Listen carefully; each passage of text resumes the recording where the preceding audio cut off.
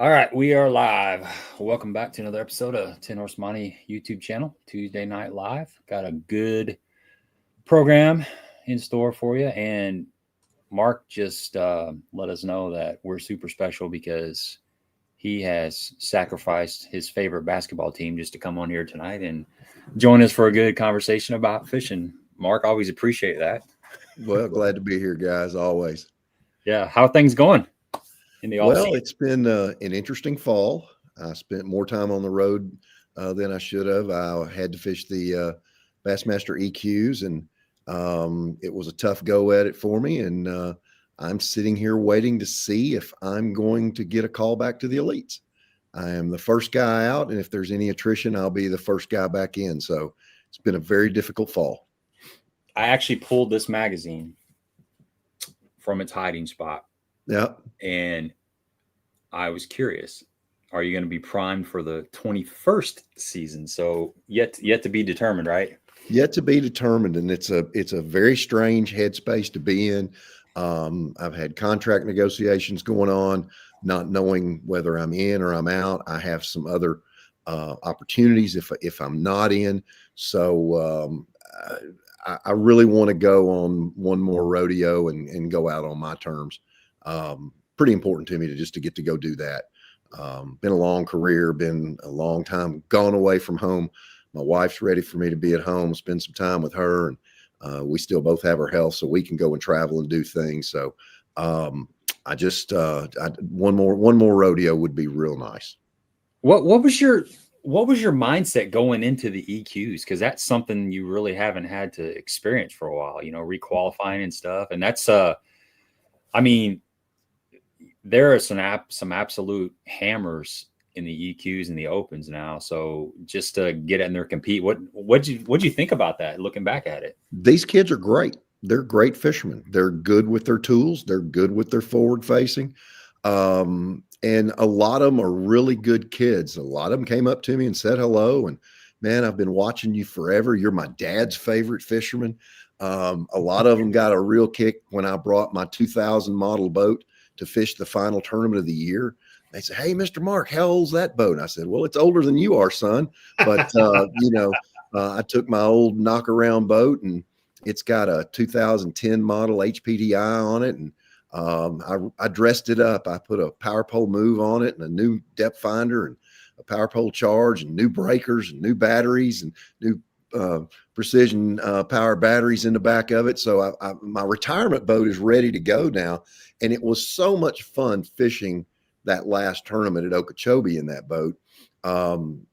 We didn't have marshals. We just had our cameras, and I got to go and do as I wanted to do. And the boat performed flawlessly. And Uncle Mark here didn't perform so flawlessly the second day. And that was a tough deal, not catching the fish that I had on at that event. The Wheeler event was a lot of fun, a lot of confidence going into that one. And I was just outside the top 10 after the first day at that tournament. And then my two groups of fish I had offshore moved, disappeared, locked down. I don't know what the heck they did, guys, but they were not anywhere close to where I caught them the day before. In Champlain, you go up there and catch 17 pounds a day, you're at the bottom of the hill, and I was at the bottom of the hill. So yeah, it was different, guys. I've never had to requalify before, never been in that position. And since the first year I fished in 91, 92, I qualified for the top 100s, and I've never even been close. So yes, it's been different. It's been different, and it's made me appreciate things a heck of a lot more. Tell me that boat again. It's a 2000 model. And it's a one owner. It was from one of my best buddies in Louisville. I bought it from him about 4 years ago. And I've revamped the whole thing, man. It was so much fun. I didn't remember how much 2-cycle oil cost though. Oh yeah. I brought about 5 gallons and I used quite a bit of it making a long run at Okeechobee. And did you miss that smell? I'm ready to go back to that 4-stroke. I did love not having any mosquitoes around me. Did you love the smell? Yeah, but I was the only one you could smell. So there weren't any other 2-strokes there. Yeah. You say that, like, I remember the first like big championship that I fished as the 4-strokes came out, and it was on Lake Chickamauga. And you know the the creek that everybody takes out of there. I think it's at Blue Water, right? Yep. And that was a USA Bass, and so they're truly staged takeoffs, right? Right. So it's not flight 1 goes out at 7 and then we just keep rolling. It's like if you're a 7:30, you're not going until 7:30, and if you're at 8 o'clock, you're not going until 8 o'clock. Right. So we hear them going off at 6:30, 7 o'clock. We got a late boat flight, and we're not even a quarter mile away up on the hill. And you could hear every time that flights go off, and you could hear those new 4-strokes and that ping go off, and it's like, that's a different sound. And then all of a sudden you'd hear an old click, click, click, click, click, click, click, click, click, click. It's like, there he is. Oh yeah. Yeah. But that was a lot of fun, a lot of nostalgia, a lot of reminiscing. You're out there all by yourself. It's the last term of the year. You've had a good shot. You were in the money the first day, and you get the opportunities. And I was throwing a vibrating jig, a thunder cricket, and I had 3 really good ones, 3.5 to 4 pound fish just come off. I don't know. Still shaking my head about it. Made for a long drive home, I promise.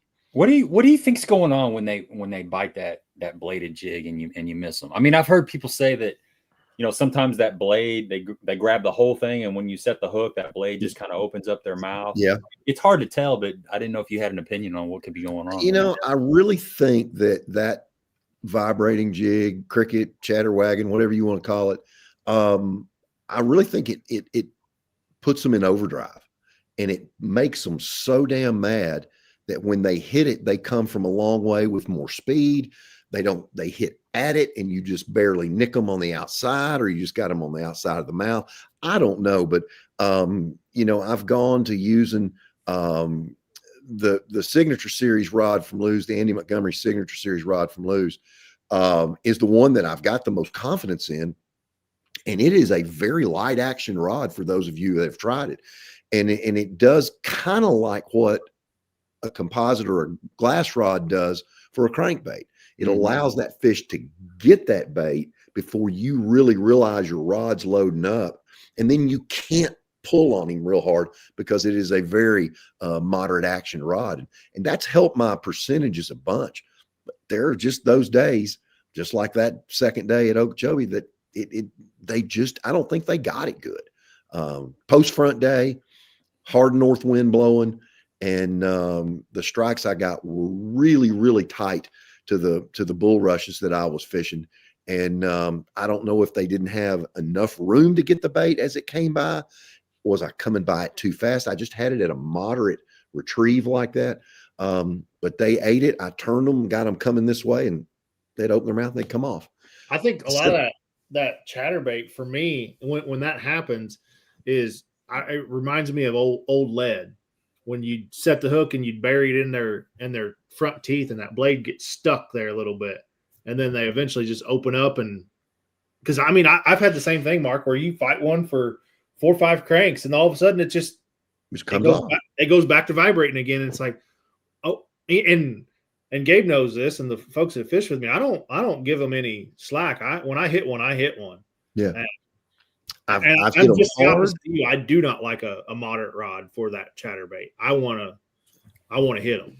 I've fished with stiff rods. I fished with light rods. I fished with these moderate rods. The moderate I seem to do better with. I've hit them hard. I've hit them easy. The one thing I have found is when I cut the trailer size down. I started the day with a minnow style trailer on a blade minnow on there. And then I ended up with a mid-size rage bug on there. That mid-size rage bug really takes that profile and gets it smaller, so they really have to hone in on it. And normally that'll do the trick, but it didn't this time. Yeah, sometimes they just kind of bite and funky, and it's just the way it is. I'm with you, Mark, on I like more of a moderate rod. I like to let it load up a little bit. I've experimented with a lot of them, and I don't like a super, super sensitive rod either, like something you would fish a jig with, because that feedback is so instant. It makes me almost pull the bait out of their mouth. I'm the same way with a swim jig or something. If I have a super, super sensitive rod, I can feel them right when they grab it, and my reflexes take fat over. enough that I'll miss some fish. So if I'm fishing with an ultra sensitive rod for a swim jig or a chatterbait or something, I gotta like it's almost like a buzzbait bite. You got to kind of be mindful and let them take it just a little bit. So I've kind of switched from that to a little bit more moderate rod, and that seems to make a difference. But there's just days when they just don't get it for whatever reason. One of the things that happens is we all become better anglers. Our hands get better, and we know what that feeling of that fish getting behind that bait or just barely nipping at that bait, and our reflexes take over. So that's why I've always used glass for crankbaits, because as with a crankbait, you feel that wide wobble to it, and then that fish kind of gets behind it doing the NASCAR thing, and it changes that wobble. Well, I'll get excited, and then when he does eat it, I take it away from him. So with a glass rod, it really slows down your reaction time. You don't feel it as well, and it allows that fish to get more of that bait. Do I catch more fish like that? I think I do, just because that moderate action with treble hooks seems to allow me to, not have as many fish pull off. But there are certain baits like that. A swim jig is one.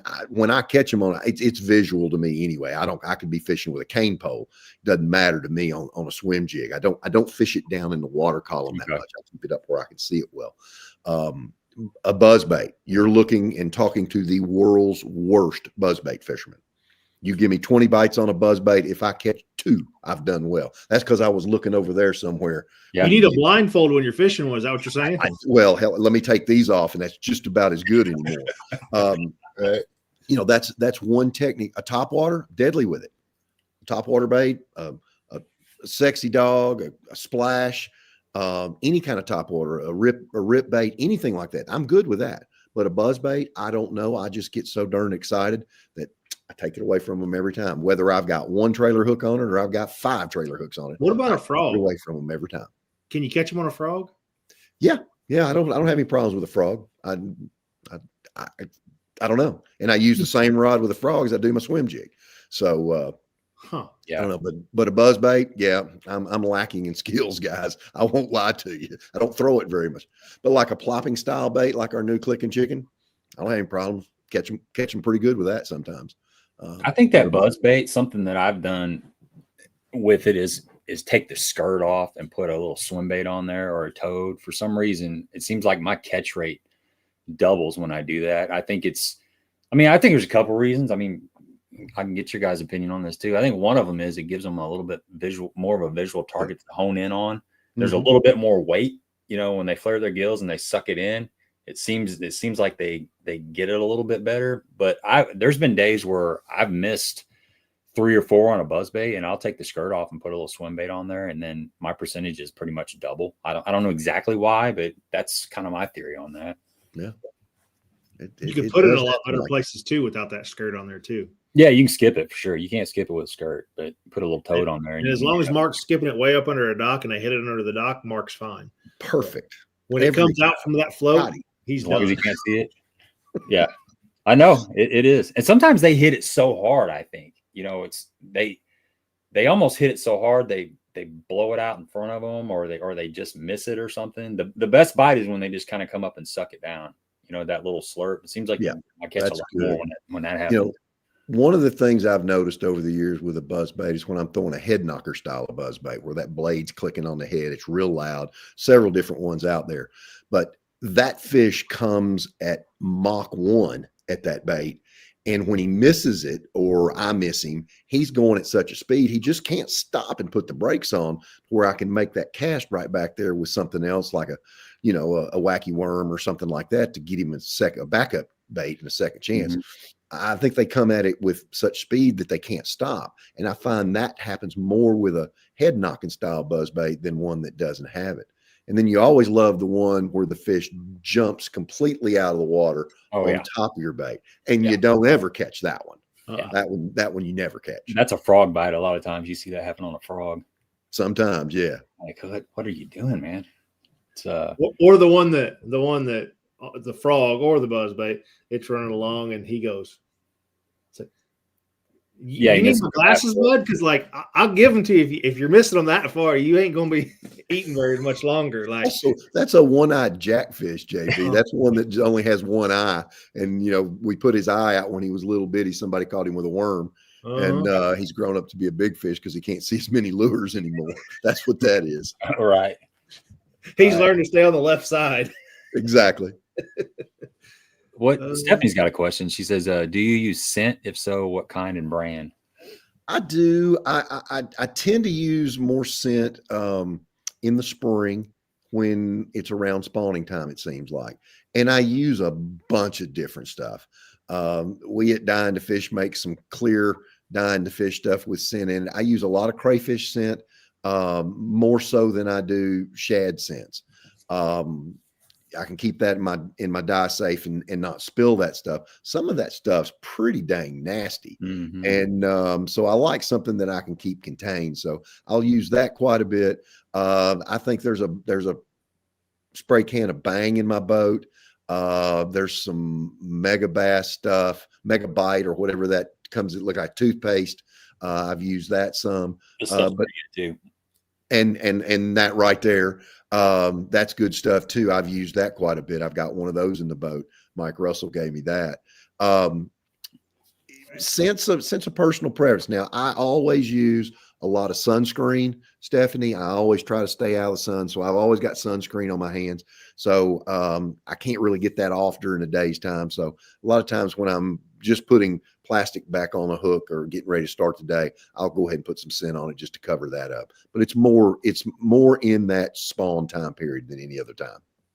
Do you think that's mental, Mark, or does that help? Say that again. Is that mental or does it help? I have been working on bedfish and work on them and not get any reaction out of them, and then hit some scent on there and catch him within one or two casts. Now, was that the fact that I finally got him fired up, ready to bite? Did I put the right shape on there? Was it the right color, or was it the scent? I don't know. But I do think I've even noticed when I've been pitching like a rage crawl that has that coffee scent built into it, that if I've been using the same bait for 30, 40 minutes and I haven't gotten a bite, take that one, throw it in the bottom of the boat, put one on, and I'll get a bite real quick. So I think it does play a factor. How big a factor, even after 50 years, I can't determine whether it's an absolute or not. So I'm always trying to experiment, always trying to learn something.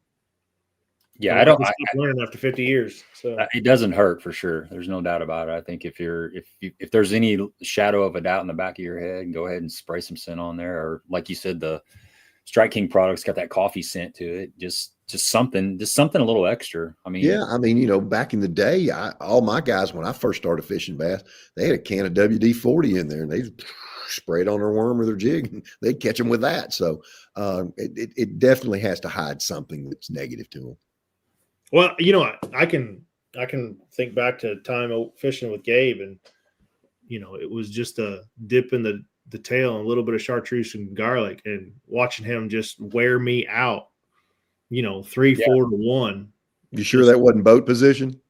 It could have been. We were front-ended it. If you've ever fished with Gabe, he fishes so dang slow in the wintertime, like where you can count rocks and count it's not just. I have a hard time fishing slow anymore though. This is pre front looker and all that. Like, yeah, and I can take you to the exact spot we were fishing. I remember it, and he'd throw that 16th ounce shaky head and count it down for 25 minutes in 25 foot of water, and he'd count rocks with it. And all of a sudden he'd go, "Oh, I got one!" And I don't have the patience to let one get down that far, that long. But it was. I will say he had it chartreused and I didn't, and he was and it had garlic on it, and he was killing me on it. That was one of those days where there was no doubt whether it was that little bit of chartreuse or that scent or the combination of both. We were throwing the exact same worm, pretty much the same jig head, but that was one of those days where it was like 7 or 8 to 1. The chartreuse garlic was out producing the other one. There's no doubt about it. And we were fishing slow enough. If you're blowing through an area and you're pitching, the guy that's got the first pitch is typically going to get that bite. But when you're camping out on a spot and you're just kind of fan casting really slow, and the guy that's got worm A is out producing the guy that's got worm. Well, not even worm A, worm B. It's the guy with the chartreuse and the scent is out producing the other guy.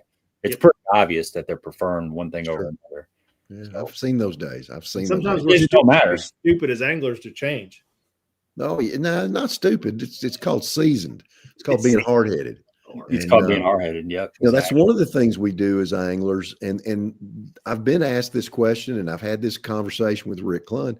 I asked him the other day, I said, you know, Rick, you've got 50 years of experience at bass. I've got 35. By definition, we should be first and second in every tournament. And he says, well, yeah, by definition, yes. But he says what his thought process was because we've seen so many scenarios. We've had plan A, plan B, plan C, plan D, and sometimes plan E in these particular conditions. We're more conditioned to know what has been successful for us. So we'll go A, B, C, D, E, and where somebody else might go, you know what? I think I'm just going to pick up a spinnerbait and roll with it. And then they have a great day doing that. The younger anglers don't have plan E. They don't have plan F. They don't have those experiences. So they're much more likely to experiment in a tournament day's time when they're having a tough day and turn it into a successful day where, well, I've caught them on this series 3, or I caught them on a 4.0, or I caught them on whatever I caught them on. Well, I'll just find the bait that they're going to eat because that's what I've caught them on in the past. And we become very, very, very landlocked in our thinking, and we don't think out of the box that much. And I'm like, you know, you're kind of right. I look down at my rods and reels and I'm like, yeah, I've been fishing that spinnerbait for 25 years, that one for 40, that crankbait for 50 years, you know. And he has a very valid point there that when we have that experience, sometimes we don't open our minds up to what may be a better situation. Yeah, definitely. I tell you something I've learned from watching the live footage is typically an angler finds the best productive area in practice, and then a lot of these guys will hunker down in an area, you know. And I guess there's kind of two thoughts on that. Is covering a lot of water trying to duplicate a pattern, or finding an area that's got the highest concentration of bass in it and really milking that area. Before really watching a lot of live, I didn't realize how long anglers would just stay in one area and just kind of camp out, whether it's you know, waiting for the fish to turn on, waiting for the timing to be right, or maybe they're scared to leave that area because somebody else is going to pull in, or they haven't found anything else. But what you see that a lot, or is that how you fish, or are you more? I do at times. Okay. I do at times, Gabe, particularly in tidal water situations. I get in an area where I find a concentration of fish, and that may not be the biggest concentration fish on the river. It may be the most catchable group of fish just by what cover is available. Mm-hmm. You know, if it's a big, massive flat of grass, you know, you can't get to a lot of those fish when the tide goes out. But if it's like a creek channel bank that's only got a few laydowns on it or a few pieces of wood, yeah, you can pick on them. You can work on them pretty good. I think area fishing is how most tournaments have been won over the years. I really like to be thorough in an area. And then there are times, and this tends to be more so in the fall, when fish are spread out. You get a little wind, you get a little current, then one or two fish pull up on a place and they become catchable.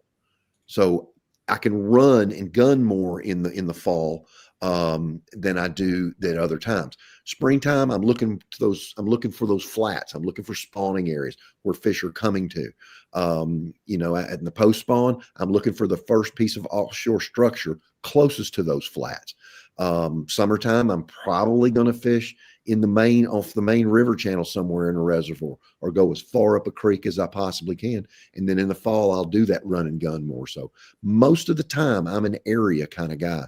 And all of my major tournament wins have come from an area. So what's the most difficult, in your opinion, the most difficult type of fishery to learn and to break down? You know, like say the Tennessee River impoundment, or Okeechobee that's just got huge expanses of grass, or a tidal river system. In your opinion, what's been the most difficult type of system to dial in for yourself, and you You see know, other people struggling in. I would say the Florida lakes have always been the most difficult to me. Now, you have to take 2 of the Florida bodies of water out of it. You have to take the St. Johns River out of it because it's Florida, obviously. It has typical Florida looking areas, but it also has the water movement of the tide, and that makes it so much easier. The other one is the Harris Chain, because at the Harris Chain, you have Florida looking water, but you can fish parts of the Harris Chain just like you can a reservoir. And when I've had top 10s there and done well in those tournaments, that's what I've done. I've gotten into some of the reservoir kind of acting areas. Yeah, like shell beds and stuff, doesn't it, in some places? Or it does. There's springs in it. There's cutout channels. There's 25 feet deep in areas. There's rock beds. There's shell beds. okay, There's things like that you can do. But for me, it's always been the nondescript areas, the Okeechobees of the world. It's so big. It all looks so good. And you really have to pay close attention and learn where you get a bite. You find multi types of vegetation growing together. That means something. You find flat cattails over there. It's probably a soft bottom. You get around the big mats, the big peat moss mats, and most of the bites you're getting there are grinnell. Water quality is not as good, not as much oxygen. It's really hard when you have to have you find some hydrilla that's mixed in with a little bit of milfoil that has a pad base to it. That's really harder for me, are those natural bodies of water, because it all looks so much alike. Then we go up north, and it took me a while to figure out what smallmouth do. They don't do the same thing as they do down here on the Tennessee River. Today would have been a beautiful day to gone fishing on the Tennessee River. Little wind, overcast, a little cold, but smallmouth would have bit down here. You go to the North Country, and when I've gone up there and there's been overcast days up there early in my career, I'm like, oh, I'm getting ready to hand them a big sack of fish today. And those fish don't bite because they're sight feeding fish. If they don't have sunlight, they can't see as well, so they're not as aggressive. Those have been a couple of the things that have really given me a hard time. The natural bodies of water, and then figuring out what the smallmouth tend to do. I think of lakes like Seminole, or like a lake that has like a bunch of cypress trees and stuff. There's a little reservoir down here, and it's got a ton of cypress trees. That the Robert G. Delaney Upper Big Lake, Yep. and it looks so good. You got thousands of cypress trees. And this lake doesn't, it has a little creek channel that runs down the middle, but other than that, it's pretty much flat. I mean, it has hardly any contour lines at all. It's, the deepest spot's probably like 7 foot right up to the creek channel. And then it just starts over and goes 7 to 0. And you got cypress trees just kind of everywhere. And that's always been kind of hard for me. I start out, I'm like, okay, if I get a bite on a double, 2 trees. Okay, I start patterning that. Or if I can get a triple or a single, or, there's one that's kind of sitting out away from the other ones. But that kind of stuff to me would be, that's kind of my Okeechobee or something. It would be hard. It's hard for me to figure that stuff out, the pattern fishing in that kind of environment. Well, in that kind of environment, everything is vertical. So then I'm going to start looking for anything that's horizontal. Yep. That horizontal cover gives better cover, gives a chance for the fish to get under something, gives him a better vantage point. If you've got several of those in an area, then I'm going to look at those because, it is looking like a needle in the haystack. Some of that stuff at Santee Cooper, it all looks great. And not all of those trees are created equal. Then it comes to a little bit of fishing, feeling out from those trees. Do you have that big donut like you have at Reelfoot Lake on the cypress trees down there? Right. Is this just a cypress tree that grows straight up and there's not much root cover? So yeah, you have to look for little things that are different in there. Standing timber is another one that I've always had a little bit of hard time, but those subtleties in that are very minute compared to looking at those cypress trees. Standing timbers, it can be really daunting, and it all looks good again, but what does it mean when that tree is just bent over just a little bit this way? Is that hanging over that creek channel? Then I start looking for combinations of different trees like I did at Okeechobee. There was a tournament at Fork a couple of years ago, and we were there in early May on a full moon, and there were some late spawners spawning. And I figured this deal out where it took 2 or 3 different kinds of trees. If you could find a little bit of a bushy tree next to a hardwood that had some kind of a cedar next to it, oh my gosh, every one of them. Now you would go from creek to creek to creek and find 1 or 2 of those type situations. And I found one creek that had about 10 of them. And I rotated through there and ended up catching about 70 pounds in 3 days. And they were every darn one of them a bedfish. They were deeper. They were bedding in 4 to 6 feet of water. And every time I caught a male that was 3 to 5 pounds, he was peeing.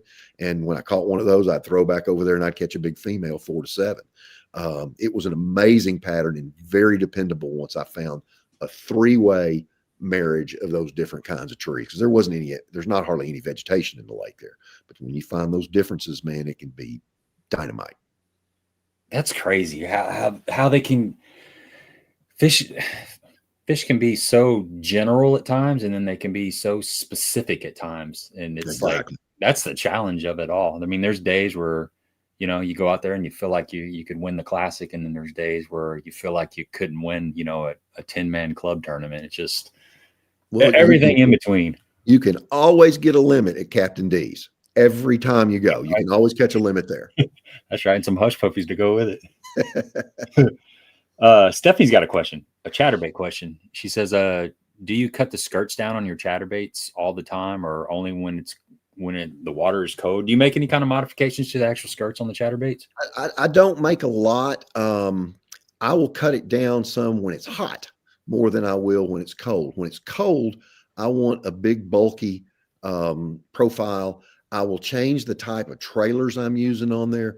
One of the best trailers that I use, particularly when I'm around bluegill eaters in spring, summer, winter, fall, is I take a Strike King game hog, a 4.5-inch game hog, bite about 1/3 of an inch off the front of it and slide that up there. And those big appendages, I seems to really work well when I'm around a lot of bluegill. I will slim the thing down some in the summer and speed it up quite a bit. So winding that thing slow, I want a pretty bulky trailer. One of the things I've used a lot, like I said, is that mid-size rage bug. In the winter, I may put a regular size rage bug on there.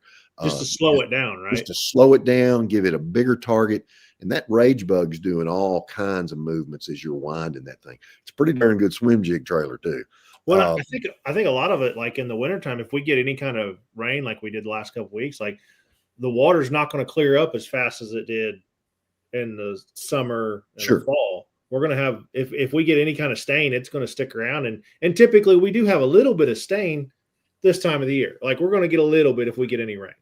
So absolutely. You know, your grasses have died and that's going to pour a little more dirt, a little more color into the creeks, feeding into your bays and so forth and so on. So it does get a little bit of that. A little more vibration too. That bigger target. I fish a lot of pretty big stuff this time of year. I don't cut down any skirts on a jig. I use a big trailer. I use a rodent an awful lot as a trailer when the water's below 50 degrees on a jig. You know, the one great thing about winter fishing is there's always a population of fish that are living in 3 to 5 feet of water. I don't care what lake you're on. I don't care if it's Dale Hollow, Bull Shoals, Kentucky Lake, whatever it is.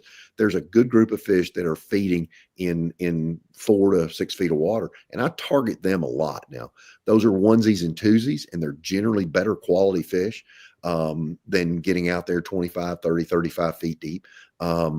We haven't had the availability of doing that. I used to catch a lot of fish out in 2022, but I'm venturing out even further to find those bigger groups. And when I find those bigger groups, they tend to be smaller. They tend to be 2-pounders. So I go back to the bank and find some kind of verticality that's got a good ambush point on it.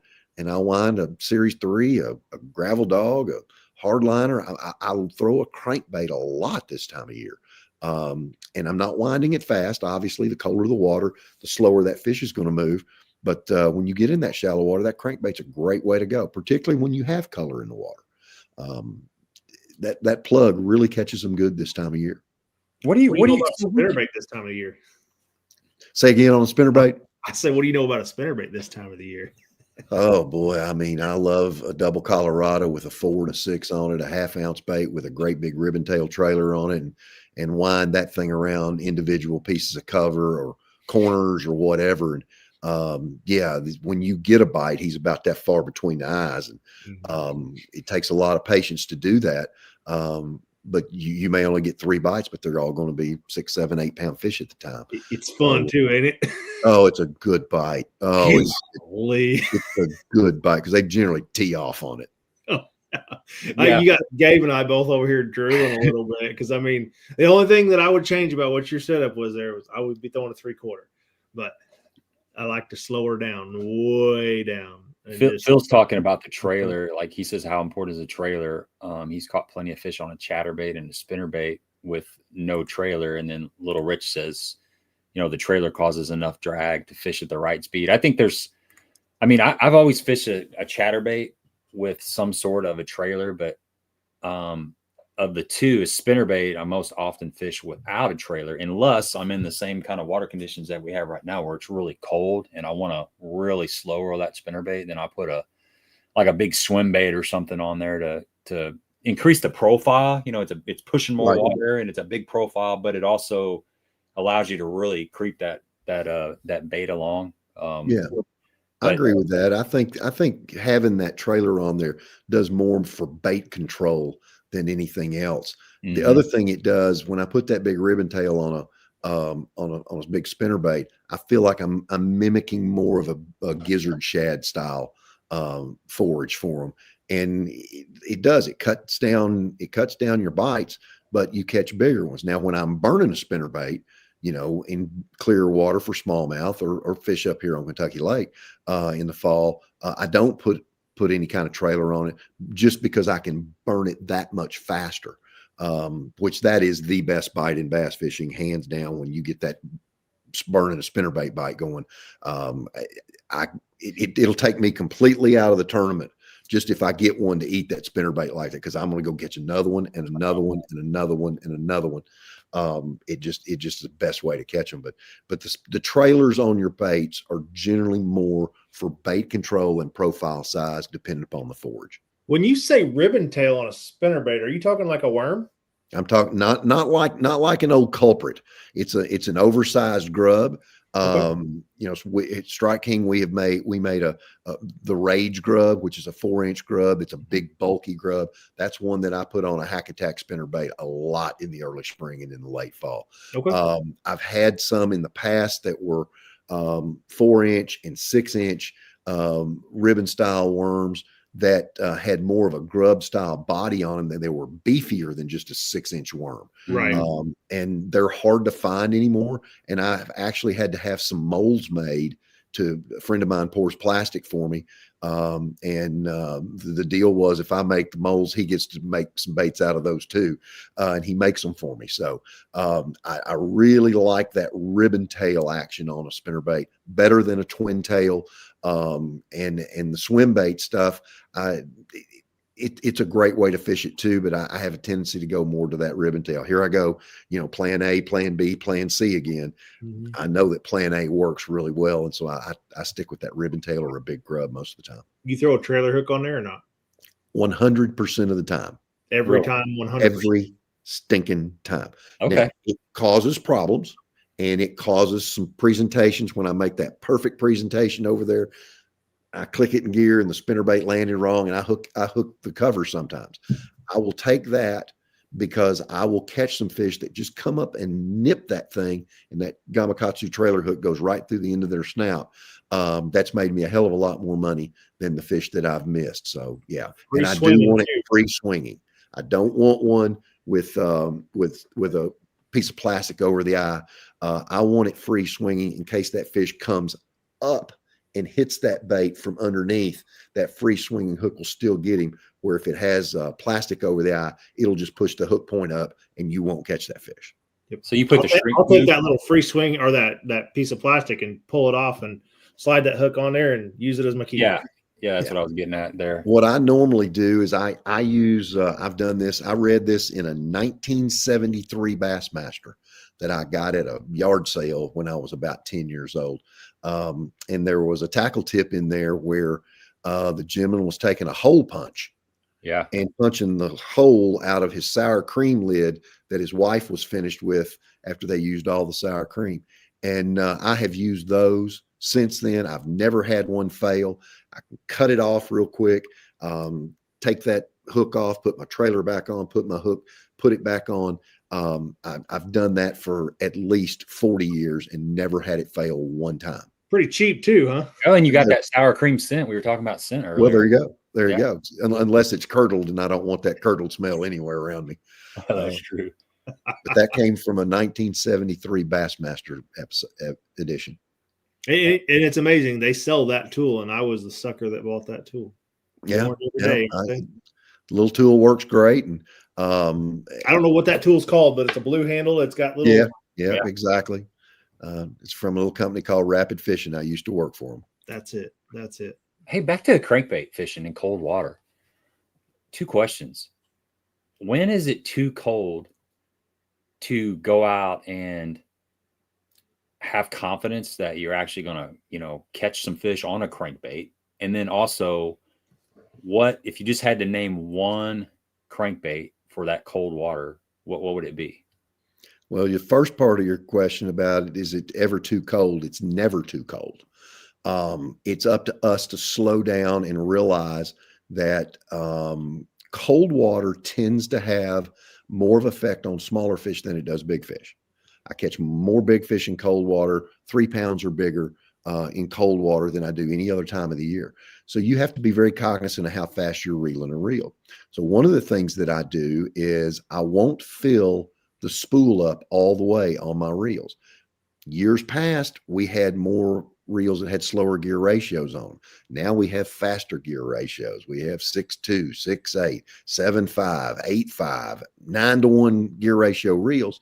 And that's kind of the way our world is. It's fast paced. You got your cell phone, you want instant answer, and we want to do things fast. So I'll try to take the slowest gear ratio I can find in my collection of reels and only fill it about 3/4 of the way. So that way it doesn't reach that gear ratio. Then I have to tell myself, well, look, there on the depth finder, it says it's 40.1 degree water. Well, I know that fish is not going to chase it very far, but he still will react to it. So I'm going to take my favorite cold water crankbait of all is a Strike King Series 4. And at the Open this year out of Parish Landing on Kentucky Lake, I ended up catching 32 or 33 pounds in 2 days and had a top 30 finish on that bait. That bait is a relatively big bodied bait. It has a bill angle that is kind of at a down angle. So it creates a very wide rolling action to it. And I want the bait to move a lot of water. Now, guys that are watching here and ladies that are watching says, well, a shad wrap is a great bait. Yes, it is. It's a great bait. It has a very tight action, a very know-nothing looking action. And it can be a great bait in cold water. But day in and day out to catch that biggest fish, I want a bait that really moves a lot of water. And that Series 4 does. And then it targets that 6 to 10 foot range that I like to fish this time of year perfectly. I can go up in line size or go down in line size, and I can get the bait to hit 11 or 12 feet with a 10-pound line. But I'm generally bumping that off of rock or stumps or corners or whatever I'm bumping it off of in that 5 to 8. So 12-pound line does a great job. Besides that Series 4 is silent, what's the biggest difference between that and the XD? The XD actions are a little tighter. They have a little more roll this way, and they don't have that real X action. The Series 3 is a great 6-foot diver that has that X action. The best crankbait that Strike King made before the XD series was a Series 5. Ask Van Dam. Kevin will tell you that's the best plug we ever made. Why that bait caught so darn many fish, I don't know. That's a good cold water crankbait. The XD series baits have that little bit tighter action, and they tend to do better when waters are cleaner, like a Table Rock, a Bull Shoals, where you have that real clean water. that tighter action tends to catch a lot more fish.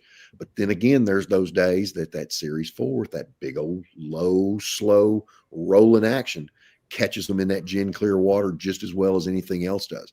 The other thing I want in a crankbait this time of year is I want the shape of the bill to be the basic shape of my thumb. That thumb shaped bill deflects out of rock and doesn't get caught so much as a real narrow style bill like a shad rap. I love a shad rap. I've caught a bazillion fish on it. We made a bait that was a shad rap like bait called a strike shad, and I have tons of those and I still fish those. But they get hung in the riprap real bad. They get hung in that natural rock real bad because the diameter of that lip is very small. That thumb shaped bait will ricochet and roll off that, and you have far fewer hangups and better deflections. Yeah, I was going to ask, do you do anything to the crankbait to slow it down as far as when you stop it and it wants to rise, adding any kind of a weight or anything to it? I generally don't with a crankbait. I will do that with a jerkbait to get it to suspend and just perfectly hang there. I will change the hooks on the crankbait, and I'll generally go up a size. That series 4 comes with I think it comes with 4s on it. I'll go to 3s or maybe even 2s, and that puts a little extra weight in it, and that helps that bait stay down. When I stop it, I don't really stop it on slack line. I stop it, and it's still moving towards me a little bit, so it maintains that depth. Okay, so, gotcha. But I don't just kill it and let it float. There's a lot to that, pulling the bait really slow in the wintertime, and it like you said, it's not moving fast, but it keeps it from coming up. It's just kind of slowing it down, but it stays right there in the fish's face. Absolutely, it does. A series has more drag than the XD series, I would say, correct? Yes, just because of the shape of the bill. Yes. Yeah, and the diving action, like I can't remember who said it. I think it was Frank Scalish. Like a series does that, where an XD does. Yes, yes. The angle of descent on a series 3, 4, and 5 is much less than what an XD is. An XD goes straight to the bottom, gets to the bottom, covers the bottom, then comes up. So you have to be a little bit of an artist and a mathematician to make that cast with the series 3, 4, and 5 and anticipate where it's going to make contact with the bottom or your anticipated target to get it at the apex of that dive where it hits that piece of cover as it goes down. So it gets back to a little old school fishing, which as you guys know, I love to do the old school stuff because I am old, so but then again, when I'm out there in the summer and post spawn, that XD series can't be beat because I covered too much real estate with it. Where an old series 6 just couldn't dive that deep. It would only dive 10, 11 feet. Now I'm throwing the same body size and getting it down to 18 to 20. So yeah, the XDs really shine once that water. Well, and you're, like you said, you're not just hitting that, you're hitting from here to here. Yep. The whole time, and you're banging it and clanging it and doing everything that you got to do with a crankbait. So absolutely, and that's so important to find that hard spot. It's so important to make that deflection. I don't care what kind of crankbait you're fishing. You're a more effective fisherman when you are making that bait deflect off the bottom, off of cover. And if you can't hit that bottom, it's up to the angler to stop it, start it, move that rod tip, do whatever it is to make it do something erratic. And that's your job as a crankbait fisherman. And you said it here, like I would have years ago when I first started fishing crankbaits, I would have never thought to throw a 5 or 6 XD in 6 to 10 foot of water, just to bang it and clang it and run that bill just ragged on it.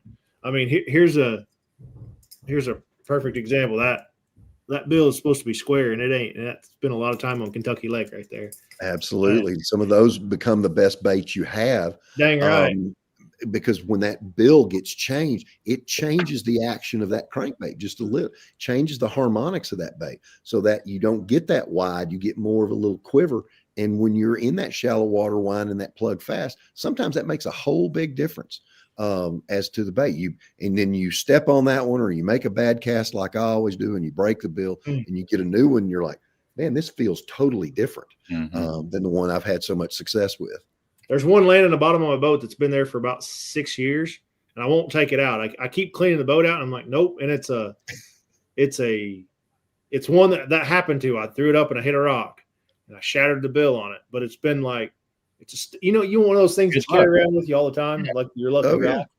yeah. It's a chartreuse black back that's all faded out and white. It's like, man, it'd be a good one to throw. I guarantee you that. Yep. I've got plenty of those. Hey, There's Baxter somebody got at a house that with ears are burning though. I just see him talking over there. Oh, look at the bait, man. Baxter's got a very serious question here, though. He's saying, "What's the best grinnell bait from Strike King?" Oh, it's got to be a black rage craw or a black game hog, something like. As long as it's a black color, that's grinnell in some areas. They like the black, huh? Oh, absolutely. Oh Lord, we don't get a lot of grinnell questions on here, so I'm glad. Kevin last stream it was the drum. We had the drum going last stream. Oh yeah. No. I like a good drum bite every once in a while though. It kind of keeps you awake, especially on those really slow days. I see Mike Russell over in the comments lurking around. Yeah, that's scary. That means Mike does say something. I just talked to him earlier. What about that hardliner? Is that more of a cold water bait or a warm water bait, or will it work in both scenarios? Well, Mike and I worked really hard in getting that bait to market, and we wanted a bait that could be universal. And we spent a lot of time on that, and Mike discovered something, and I'm not at liberty to say what he discovered, that we had several mock-up baits that were good baits, but they weren't what I really wanted out there. And he says, well, try this one. And when he made that discovery, the bait just became a great bait. It was a good bait before, and then it did everything I wanted to do. So we're kind of conditioned as anglers to think that a flat-sided bait is a great cold water bait. And yes, it does produce well. But what I wanted was to have a bait that I could use year round. And the great thing about this bait, it has a very nice tight X action, not just that quiver of most flat-sided baits, but it has a good X action and it has a beautiful roll. We have some video footage of these baits that we've taken to where the bait actually gets completely off its axis and rolls really well. But the faster I wind it, the more that bait straightens up and gives me that tighter quiver. And in early September, early October, as far as early November, there are times that when those fish get in the backs of those creeks, around shad, around a piece of cover, I want it to whiz by them as fast as it can. So yes, I can slow that hardliner down. The hardliner 57 was the first one, which 57 denotes 5 to 7 foot diver. On 12-pound line, you can just about get it down to 7 feet. And then we now have the hardline 35, which is a 3 to 5 foot diving bait. But I wanted a bait that I could really just right by them. And it's so cool when I bring it by a piece of cover or stump, and it's got that vibration where it's just like, and then one comes up there and it cuts your line. That vibration quits. That means he swallowed it all the way down to his chompers back there. And the bait, even though it's a flat-sided bait, has great deflection qualities. Some flat-sided baits like that, the bills break off of. And so with the computer chip board, Bill, Mike, and I realized that you're not going to break that lip off of it. It's got a light rattle in it, not a heavy rattle. It did everything that a lot of the old East Tennessee wooden flat-sided baits do. And we put it in a plastic package, so it's a heck of a lot more durable. And it's just an unbelievable fish catcher. I'm really, really proud to have worked with Mike on that and on the 35. And we came up with some pretty darn good fish catching baits. Most of those flat-sided baits, though, when you speed them up, they want to roll out, don't they? This one doesn't blow out at all. I know that. That's what I'm getting at. Like, I don't know how many flat-sides I've thrown over the years, and you'd be burning them along, and all of a sudden you see it roll up on the surface. It's like, gosh dang it! Like, well, Mike, you like the action of it, and you know it's doing everything it needs to, but it's on the edge of blowing out. Well, that's where Mike spent a tremendous amount of time on balance and placement of the weight system in it. And when he found that perfect spot then I could wind it as hard as I wanted to wind it. And it still be a productive bait. So again, it's something I'm really proud of. And then of course it's got the Mike Russell famous colors that are just so darn beautiful.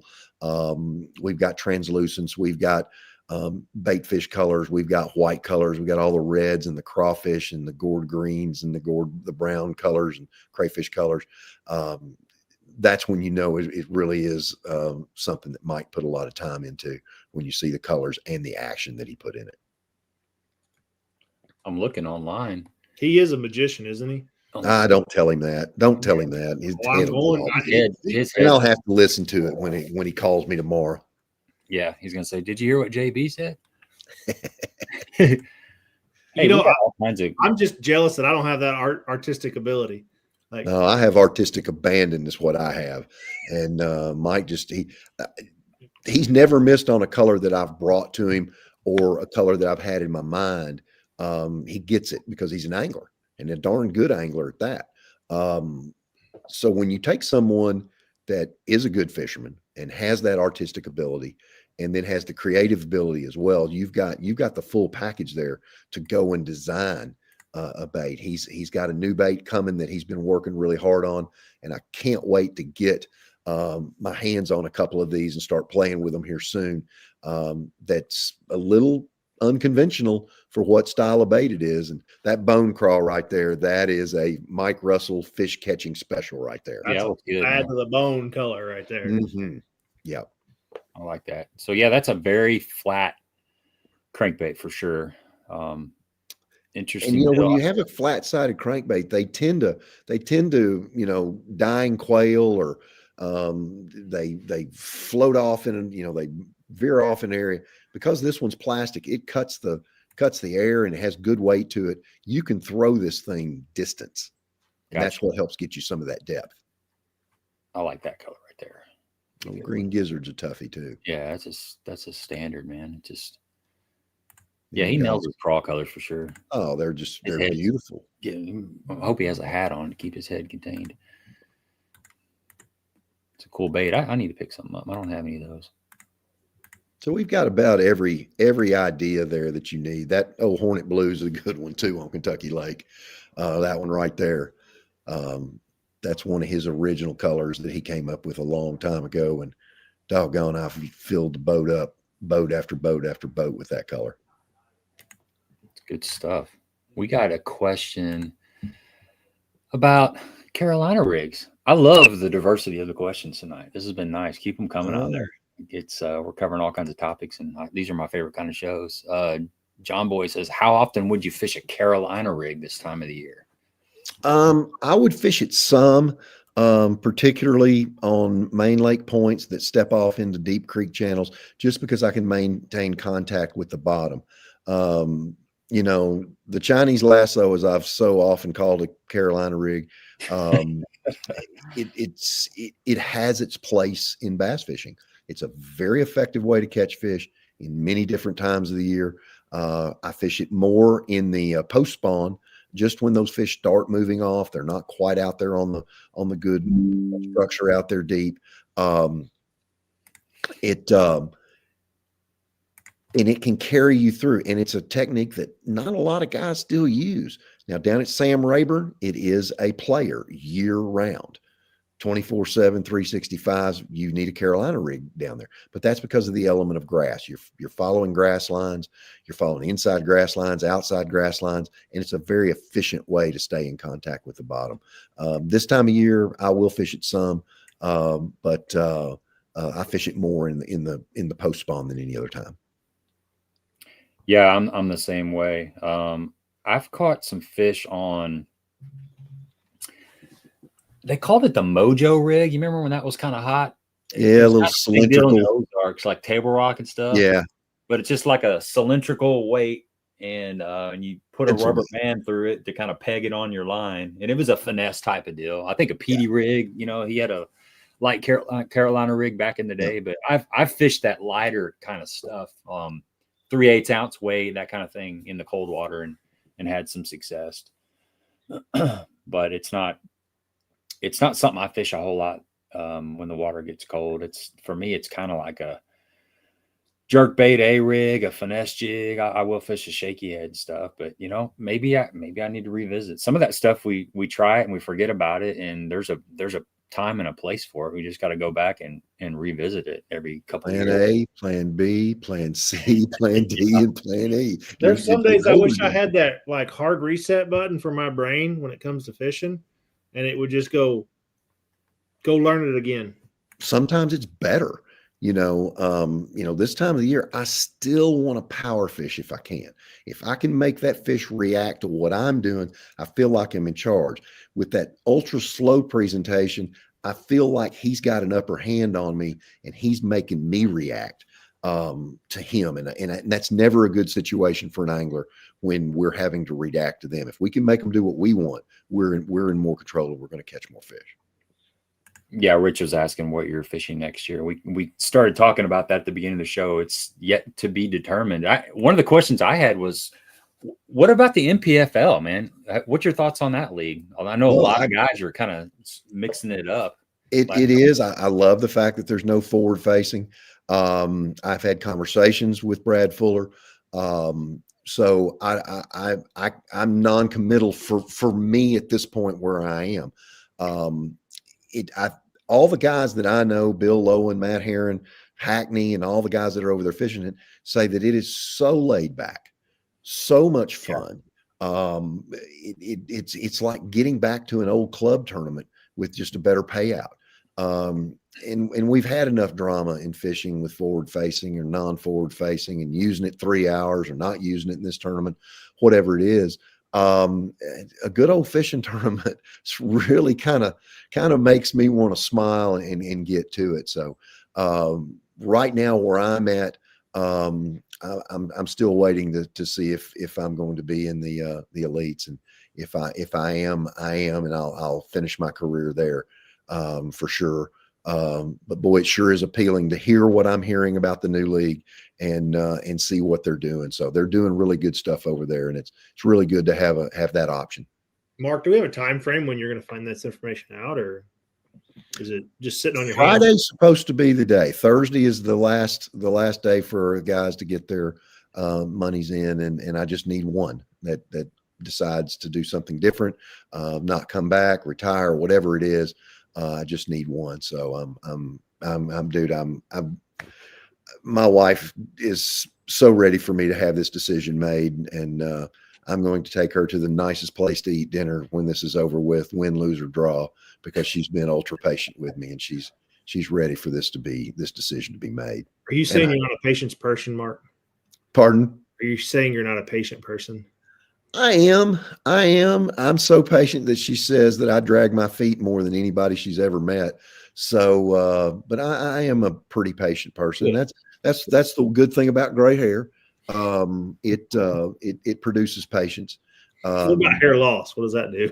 Well, I don't know. I can't help you on that. I still have to get a haircut pretty regular. But it is kind of neat to be able to stand back and look at things and realize that, I've been lucky enough to make a living at this for 35 years, and can remember my very first Bassmaster tournament, which was in fall of 91 at the Illinois and Mississippi River in Alton, Illinois. That's where I started my career. And I can remember every bite I got in that tournament, which I didn't get many bites in that tournament. I was going to say, how did that go? That doesn't sound like Woo Daves won the tournament with 18 pounds, and I caught 4 fish in 3 days that weighed 6 pounds even, and missed a check by 6 ounces. Yep. So hasn't changed much. 18 pounds over 3 days. Yes, sir. 3 days. 3 days. Grinder. It was the most dramatic you've ever seen. Air temperatures in practice were in the 90s. And the night before the tournament, we had a northerner come through, and it was 29 degrees when I woke up from fishing in 94 degrees the first day to 29 degrees at blast off. Did you have the equipment for it, the clothing? I had enough to get by. And that was everything in your suitcase, right? Well, it was there. I mean, it was just about. But I had rain gear, and I had a couple of sweatshirts. And I had gloves. I remember having some gloves stuck in, because I camped at that first tournament. I stayed in my Suburban at that time. And the next 3 nights were absolutely miserable. because I did not have a heater, and I had to sleep in the cold under the sleeping bag. But I had enough, and a lot of guys didn't. That is the absolute worst. Is so Mark was in the cold.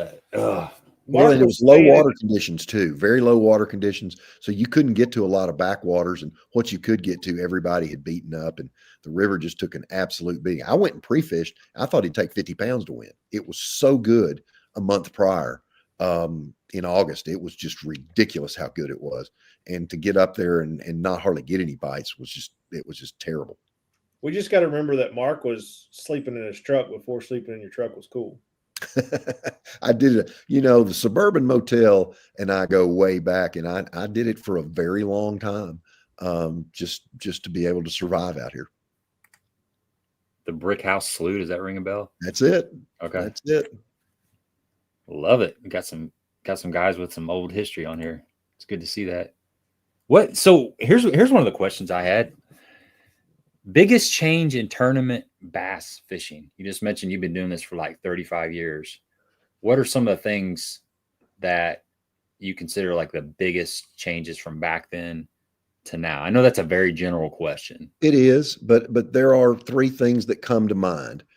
I thought the advance and invention of fluorocarbon would probably be the single most technological change in fishing in my lifetime. Lines got better. They got more sensitive. They had better abrasion resistance. They got smaller with higher densities and better test. And the performance of those lines have increased our fishing tenfold. Then I thought about that more. Forward facing has changed the way we fish, whether you agree with the ethics of it or not. That's not for this discussion. But it has taught us an awful lot about bass behavior, in which we completely missed the boat all of those years. So that's been an ongoing change. But to me, the number one thing that has been the biggest change in my career is mapping. Mapping spoiled my party at Kentucky Lake. I had places out there that nobody ever fished or had limited pressure, and I didn't have any competition out there on those. And now everybody that has a new depth finder can drive straight to those places that it would take me days and years to find the little hard spot out there, or the two stumps out there on the corner, or whatever it was. They can drive right to them. So I think those three things in that progression are the biggest things. And the mapping is what really changed how the masses fished, more so than the other two. Yeah, those are good. I didn't think about the fluorocarbon line. Yeah, that's huge. I mean, when's the last time you've thrown any monofilament, Gabe? You know what? That's a good question. I was just thinking about that. I throw it sometimes on a Carolina rig as a leader, just because in my head it helps float. I don't know if it does or not, but in my head it does.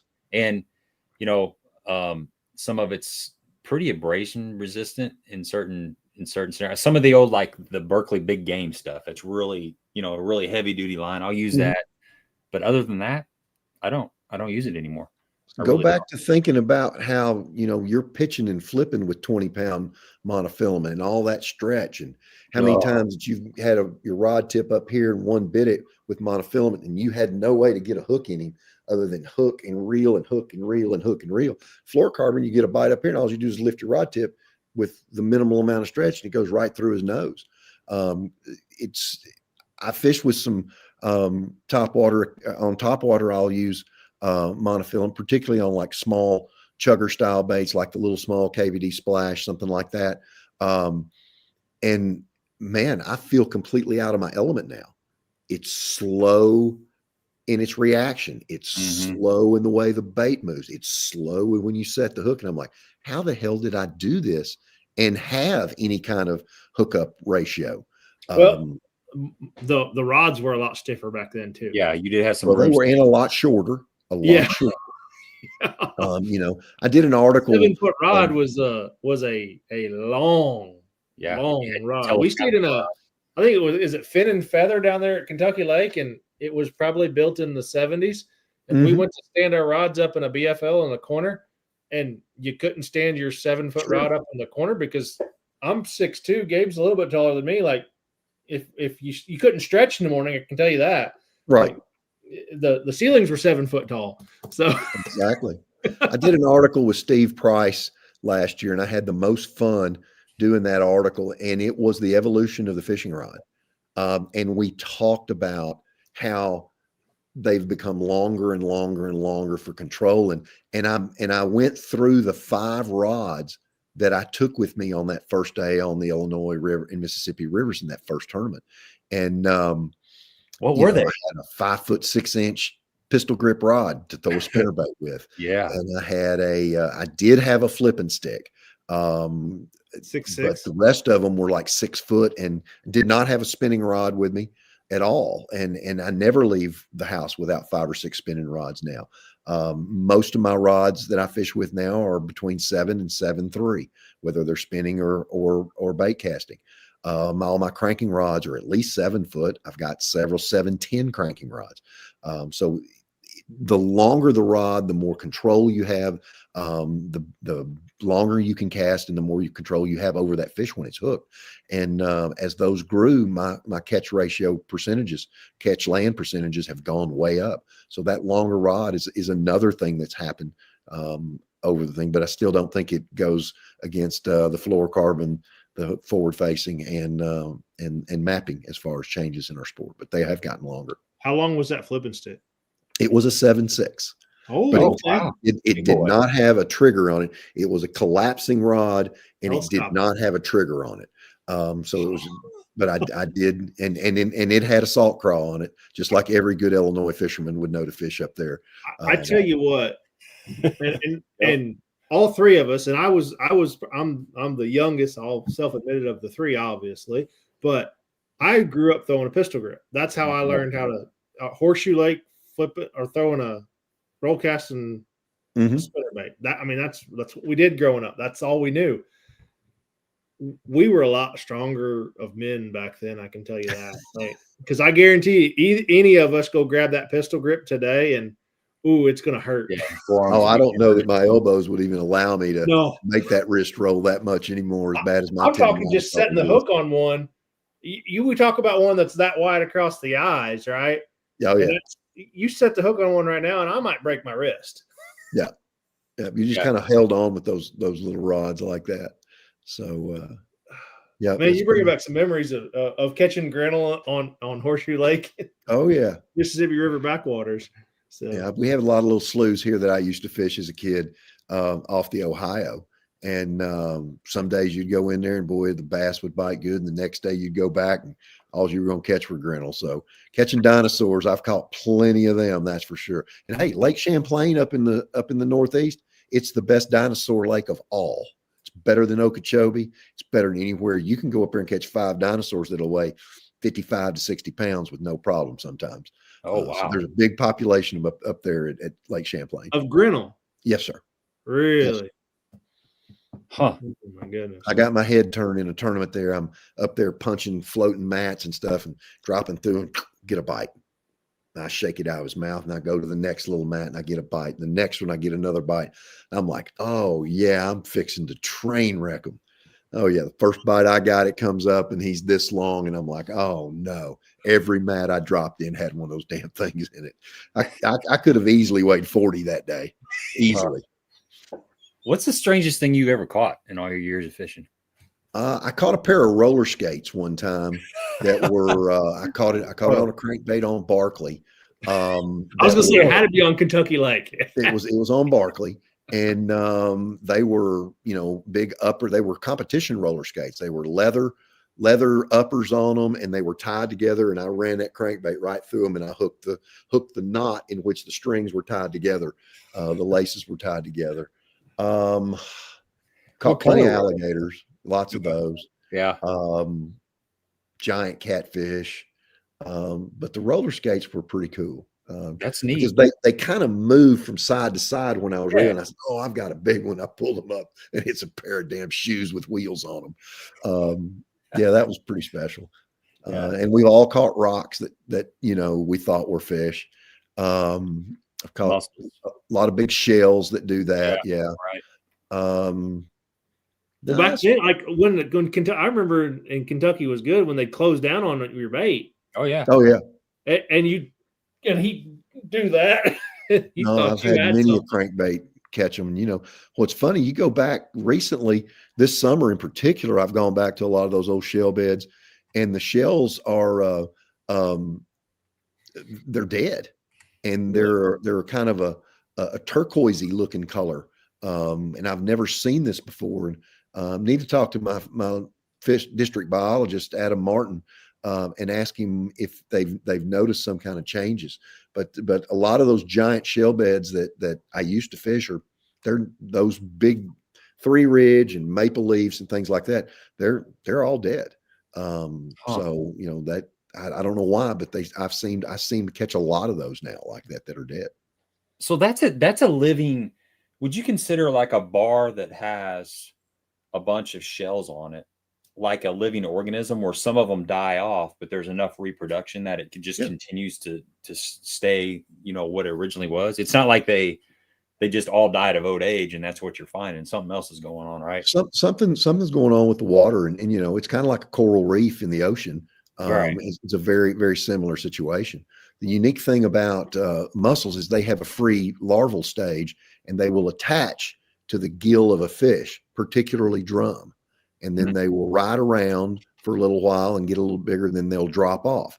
Well, drum like those hard bottoms. They like a little bit of current when they're feeding, and so that's how your shell bed gets built around a current break. And when you find that shell bed, it generally has a little dome on the top of it and then tapers on the back side, and that's where those shells live and die, and it builds that little high spot, thus the current break.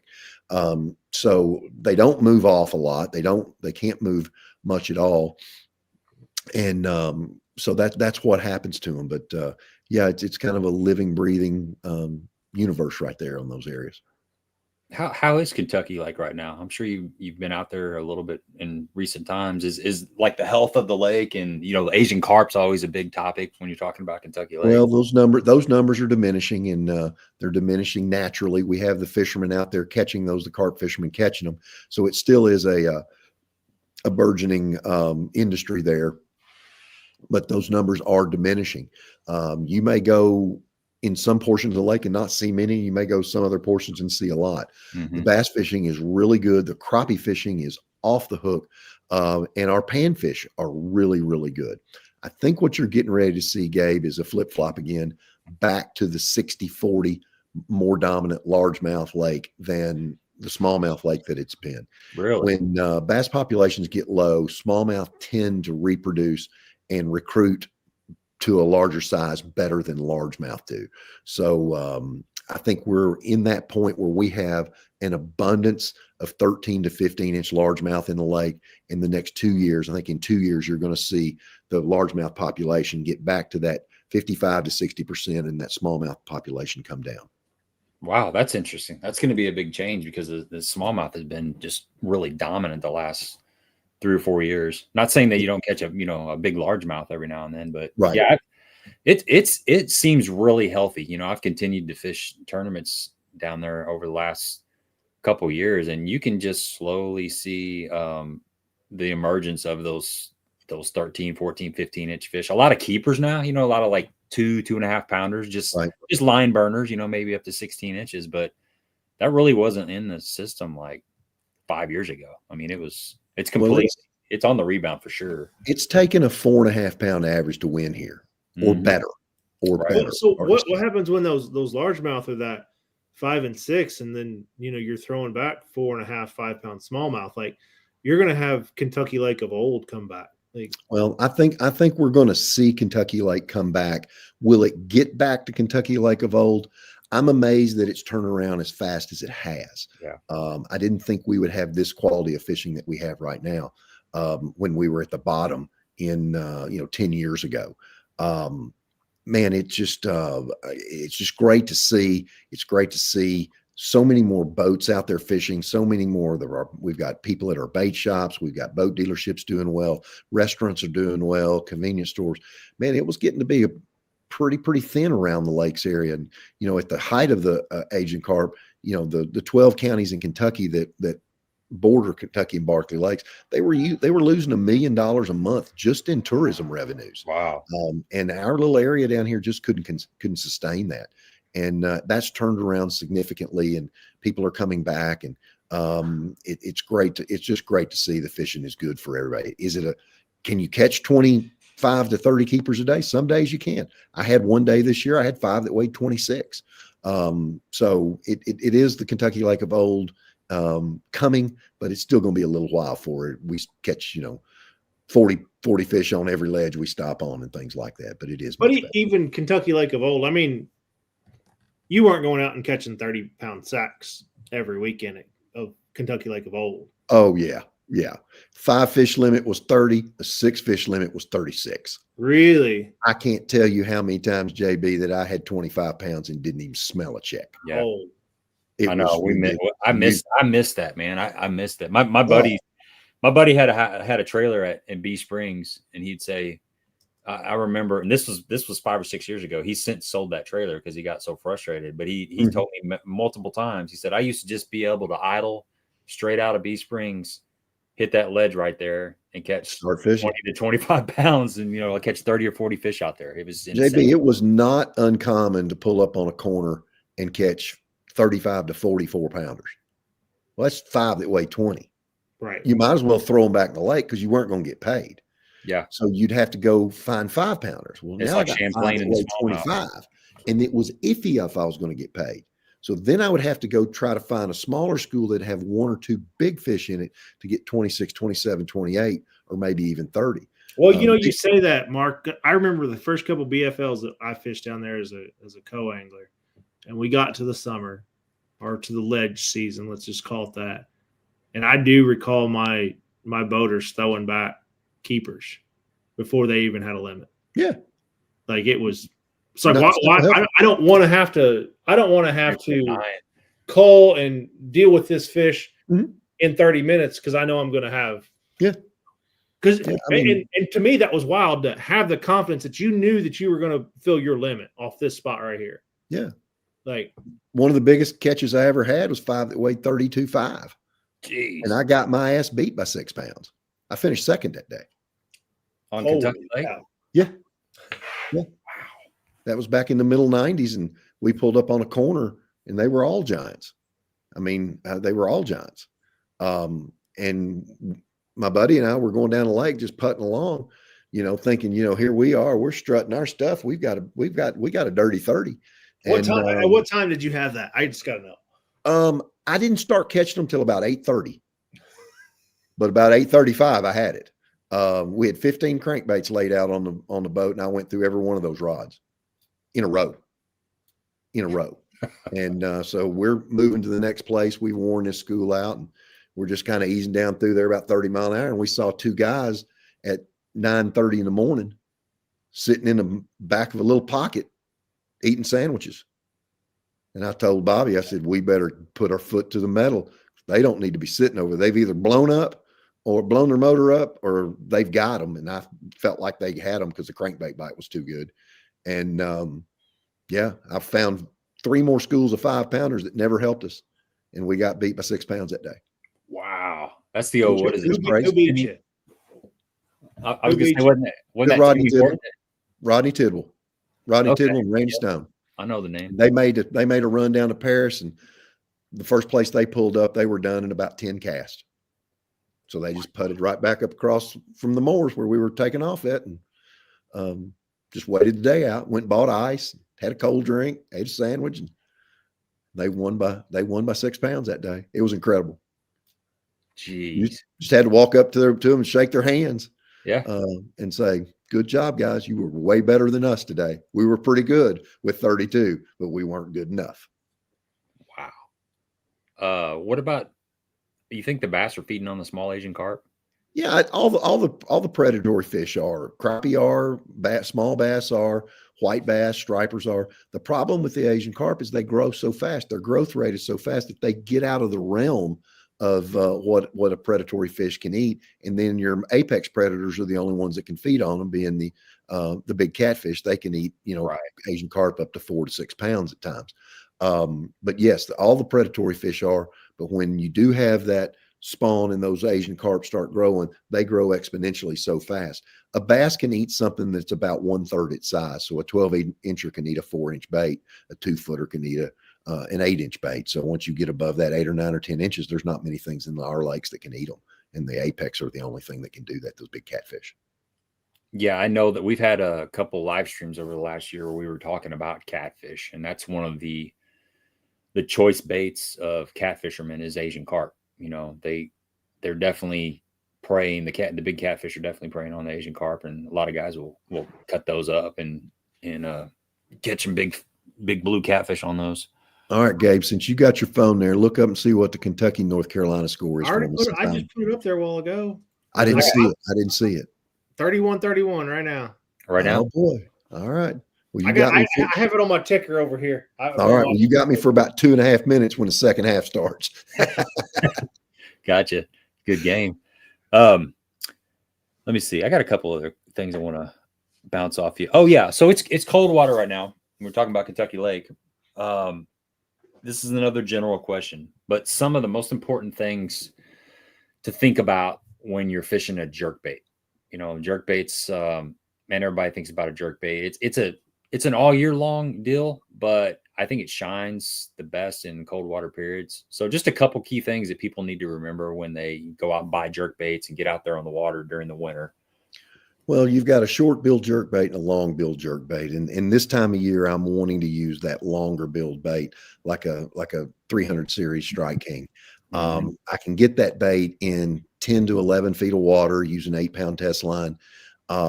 First thing you need to do is change your hooks. You want the sharpest chemically pointed hooks that you can get. I use Gamakatsu. I've used them for years. I will have some suspend strips and suspend dots available. And when I get that perfect neutral buoyancy on a bait, I glue those suspend dots and suspend strips on there.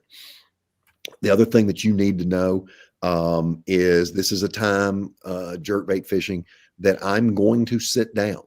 I'm going to take my pro pole and get it to its lowest so that I'm literally hunkered down on it, because you're a much more patient angler when you're sitting down than when you're standing up. Think about it. You're standing up. You want to put that size 10 on that trolling motor and go down the bank there, and you end up fishing too fast with a jerkbait. The biggest thing that I can tell someone with a jerkbait is the colder the water, the easier the jerk, and the longer the pause.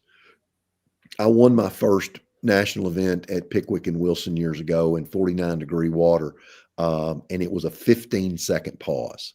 I'd cast it out and get it down to its depth, and then I would pause, and I'd count 1,001, 1,002, 1,003, 1,004, all the way to 15. Jeez. And, you know, folks from Kentucky don't do real well with their shoes on because we don't think that good with our shoes on. So I had to take my shoes off so I could count to 15.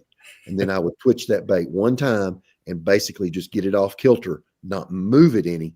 And then it would be another count to 15. My casts were 2 to 2.5 minutes long, which resulted in a over 4-pound average in winning the event in 3 days when we didn't catch a lot of those 20, 25-pound bags. And other people fishing jerkbaits all around me, and I simply outfished them because I was more patient. Sit down, use the lightest line that you feel comfortable with, and realize that the lighter the line you get, the deeper that bait will go. I was using 8-pound test line to win that tournament, and I continually use 8-pound test line up here this time of year to get that bait down deeper. Any line change size from 8 to 10, 10 to 12, 12 to 15, you're robbing that bait of at least a foot, maybe more like 15 inches of depth range when you go from 8 to 10, 10 to 12, 12 to 15. So sit down, shut up, take your shoes off, fish extremely slow. And the other thing about jerkbait fishing this time of the year and all winter fishing is when I leave the house, I always have an extra set of clothing on in the boat and extra life jackets. If it's a rough day, I will wear an inflatable life jacket all day. I won't take it off. If it's a calm day, I may not while I'm fishing.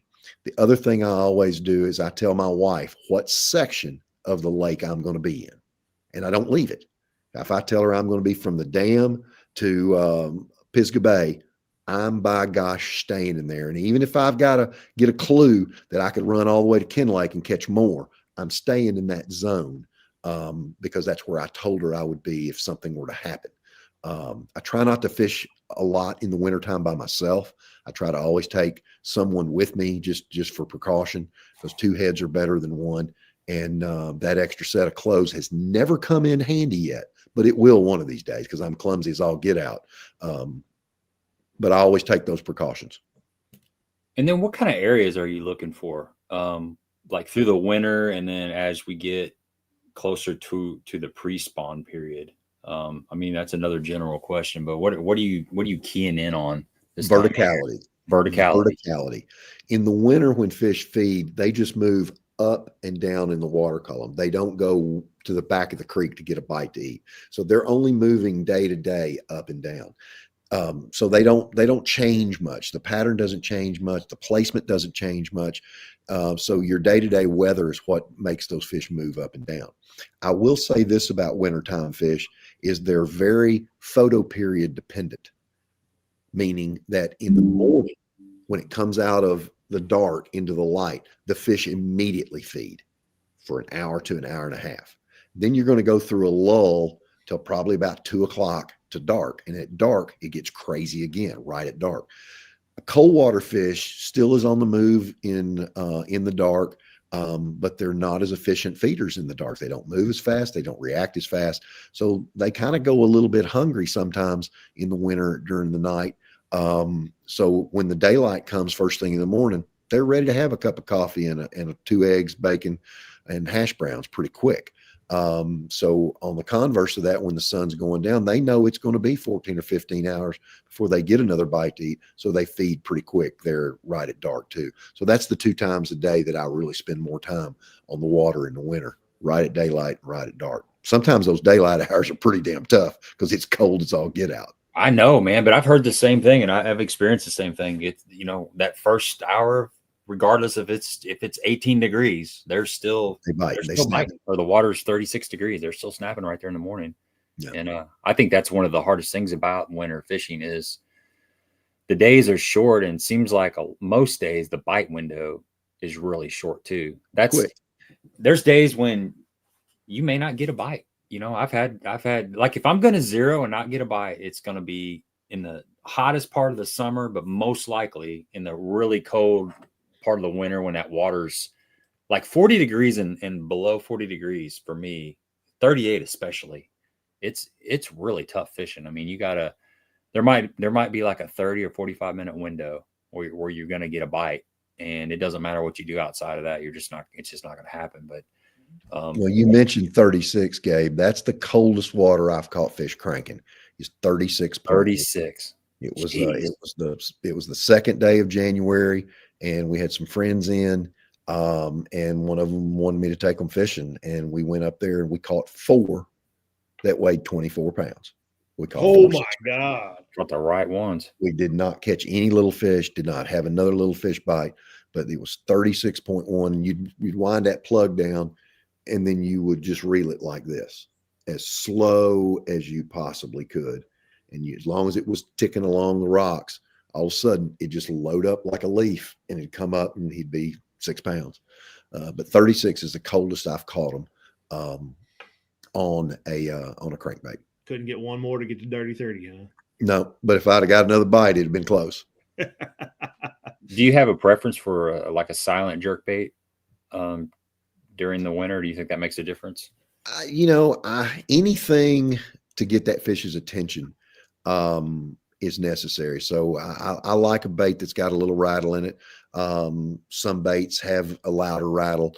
I think that rattle is a definite help in the cold water. As water temperatures rise and you're snapping that thing a little faster, in the summer and fall, or up on a natural body of water where water clarity is, I don't think it's as important to have a rattle, but in the winter, I think it's a heck of a lot more important.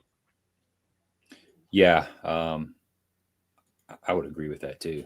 I'm always got something with some sort of a rattle. It's just kind of the way, except for a jig. It seemed to have gotten away from putting a rattle in a jig. There was a time when I would always slide a little worm rattle in my trailer, and the same thing with the plastic worm. And I don't know why I've gotten away from that, but that was like, I wouldn't go fishing unless I had some form of a sonic feedback inside of my jig or my worm. Well, it's funny you mentioned that, Gabe. You know, at Okeechobee, we were dealing with really cold post-frontal conditions, and first day of the tournament, I caught every fish I caught on a rattling rage craw, and Really? And it just happened to be a falcon craw color that I like in Florida, and I had a bag of those laying there and practice, and I started getting bites. Now, did I land in the area? Where there were more fish or more opportunities? I don't know. I hadn't had many bites in 3 days, and when I found these fish, the second, third morning of practice, it was like a bite everywhere I put the darn thing. And so the first day of the tournament, every fish I caught had a rattle in the plastic, and I hadn't done that in years. Yeah, I used to put a little glass bead in front of my lead weight. You know, I kind of quit doing that because tungsten will shatter that glass bead now. Right. But you can still use a plastic. But man, that was that worm, that rattle in the worm in the jig, and then the little bead on my Texas rig was like a standard forever. And I've gotten away from both of those. Yeah, they'll still bite it. You just got to do it. Sure they will. You just got to do it. Yeah, I know they'll bite it. They probably bite it better now. Yeah, nobody's doing it. Couple more questions, and we'll wrap this thing up. Here's another general question, but I always like these questions for the veterans. Are there any days on the trail that you wish you could have had back? Oh, Lord, yes. Lord, yes. I if I'd sat here and thought for a little while, I could go through, and the opportunities to have won additional events, I can think of a dozen that were one fish away, or I touched the fish trying to lip it, or it came off as I'm getting ready to boat flip it. All of those scenarios. Oh yeah, there's tons of those. Like maybe this year in the opens or the EQs, is there something that kind of stands out? I mean, I know you talked about some of those chatterbait fish getting off, but yeah, the whole season was mired in being one good bite away. Yeah. And I had those bites several times, and I wouldn't be in the situation I'm in right now, waiting on the rest of the field to get back to the elites. Efficiency was just off on multiple events. And is that because of my age? Are my skills deteriorating? I don't think so. But maybe it is. And I'm not willing to accept that. But this year is the first time in a long time that missed opportunities really cost me. And the quality and the caliber of the anglers that we have now, you cannot afford to lose one. Mm-mm. Not if it's the first fish of the season or the last fish of the season. These guys are good, and they're just, I mean, they're mercenaries at it. They're going to be efficient and catch everything that they can catch. And they're tremendous anglers. So as a tournament angler, it's up to me to figure out what's going on. Is it my tackle? Is it my rods? Is it my reel? Am I not getting enough rest? That's the hardest thing for me, is to remain fresh, to recover from a really rough 2 days on the water in practice. I've not really been a fan of a day off in these events, but as I've gotten older, I kind of like it. But recovery is really tougher for me now than what it used to be. But yeah, there's several. The one tournament I will mention, and tell this story, was in probably 99 or 2000. We were out on the California Delta, and my big fish record had gotten broken. I caught the biggest fish in the first 31 years of bass in 97 at Richland Chambers, and it was a 13.9. Yep.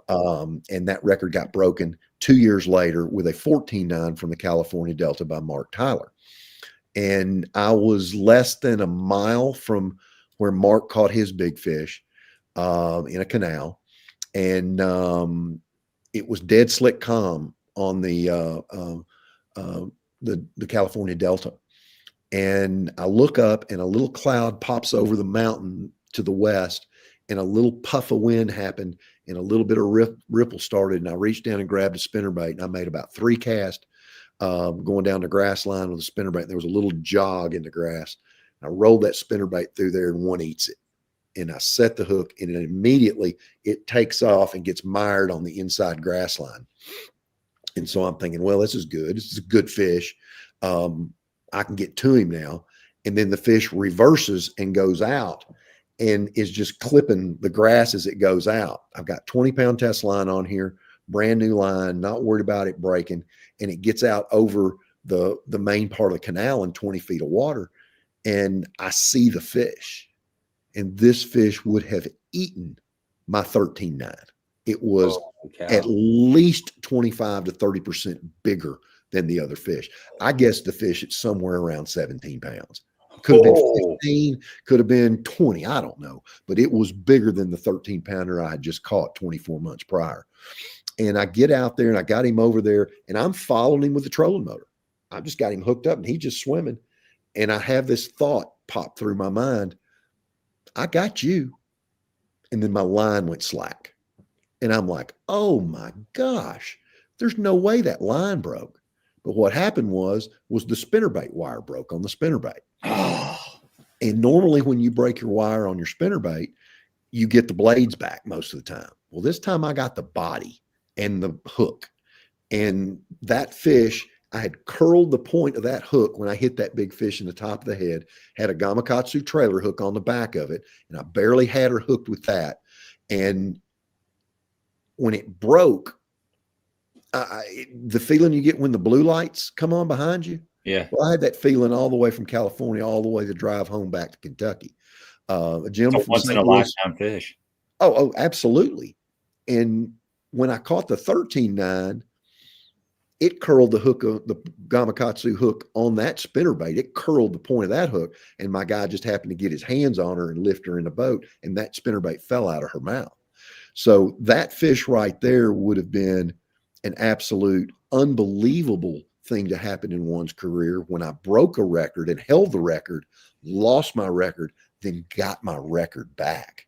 Yeah, that would have been an amazing statistic. But to this day, I still remember that fish's eye looked like it was that big. But it was incredible how big that fish was. But it would have gotten my record back. No hands, no way, no shape, no way. It was the biggest fish. I love the story. Like, oh, heartbreaker though, man. That's a hard pill to swallow. I got chills, Mark. Like when you told that, because. Yeah, I had that. I've ever had anything near that. But did you save the spinnerbait? Do you still have the spinnerbait? I've got it. I do have the spinnerbait that I caught the 13.9 on. Okay. And I've got that body somewhere. Wow. I have not seen it in a very long time, but I've got that body of that spinnerbait somewhere. I kept it. Jeez. We got a couple questions here in the comment section that are kind of interesting. Who besides yourself do you think is the best fisherman you've competed against? Well, that comes in two forms. You have to think about tournament competitors that I was lucky enough to fish against. And early in my career, it was Rick Clunn. Rick is one of my great friends and someone that I truly, truly respect. His thought process on breaking a lake down in a pattern has affected all of us on how we think and try to find fish. Mm-hmm. So that was amazing. The Kevin Van Dam era runs were just unstoppable. So those tournament fishermen and Larry Nixon, probably the most liked guy on tour, but he was a sharpshooter as well. The best fisherman that I've ever been in the boat with, there are two that I will mention. Was a former roommate of mine, and he's probably the premier deep grass jig fisherman in the country, and that's Tim Renault. Tim is a lure maker and a designer these days, and he understands what those big Texas bass do in the grass. There's nobody better than Tim at dropping a jig in 25-foot deep grass. The fisherman that probably nobody knows about that won his very first Bassmaster tournament that he ever fished is a crankbait specialist from Knoxville by the name of Rufus Johnson. Rufus and I roomed together one year while he was out there, and I learned more in that 1 year from Rufus than anybody I've ever been around. His natural ability to be able to find them and adapt was far above some of the best known fishermen in the world. I got to fish with Rufus several years ago, and I outfished him that day. So that ranks as one of my all-time best fishing days, just so that I can give one of my really good friends a hard time. But Rufus is the best fisherman I've ever been in a boat with. Good stuff, man. Good stuff. It seems like I've heard of Rufus. I don't know how I would have, but maybe you brought his name up before on this. I probably have. He's just an incredible angler. One of the best casters that you'd ever get in the boat with, but he could really define a pattern down quicker than anybody I was ever around. Huh. Last question, then we'll wrap this up. Well, there might be one other one, but if you could fish, I love this question. If you could fish for 2 hours and you only had one bait, but they were just absolutely going to crush that bait. Doesn't matter the time of year, doesn't matter what part of the country. You tie that bait on, you got 2 hours, and you just have your best day ever. What bait are you going to be throwing? Well, that depends a lot on geography, where I'm at. If I had one bait left to fish the rest of my life, it'd be spinnerbait. I can unequivocally answer that because I can fish a spinnerbait on top, I can fish it in the middle, and I can fish it on the bottom. I don't know, like the best bite. Like, they're going to eat it. It don't matter, but you're going to throw it. It's your favorite lure. What is it? I said it earlier. The best bite in fishing is a spinnerbait going Mach 1 this way and a smallmouth going Mach 2 that way. Burning spinnerbait. It's by far the best. I'm telling you, yeah. I'm addicted as addicted can be. And the last 2 times we've been at St. Clair, I've averaged almost 20 pounds a day and didn't get a check, even get close to a check. But I didn't care because I was catching 50 a day going through 2 dozen spinnerbaits in 2 or 3 days because it's the best bite in fishing. Does the hookup ratio pretty good on that? Damn near 100% the way I do it. Yeah. Gotcha. The way I do it, it's a pretty high percentage. And sounds fun. And most of the time they blow the water as soon as they eat it. So yeah.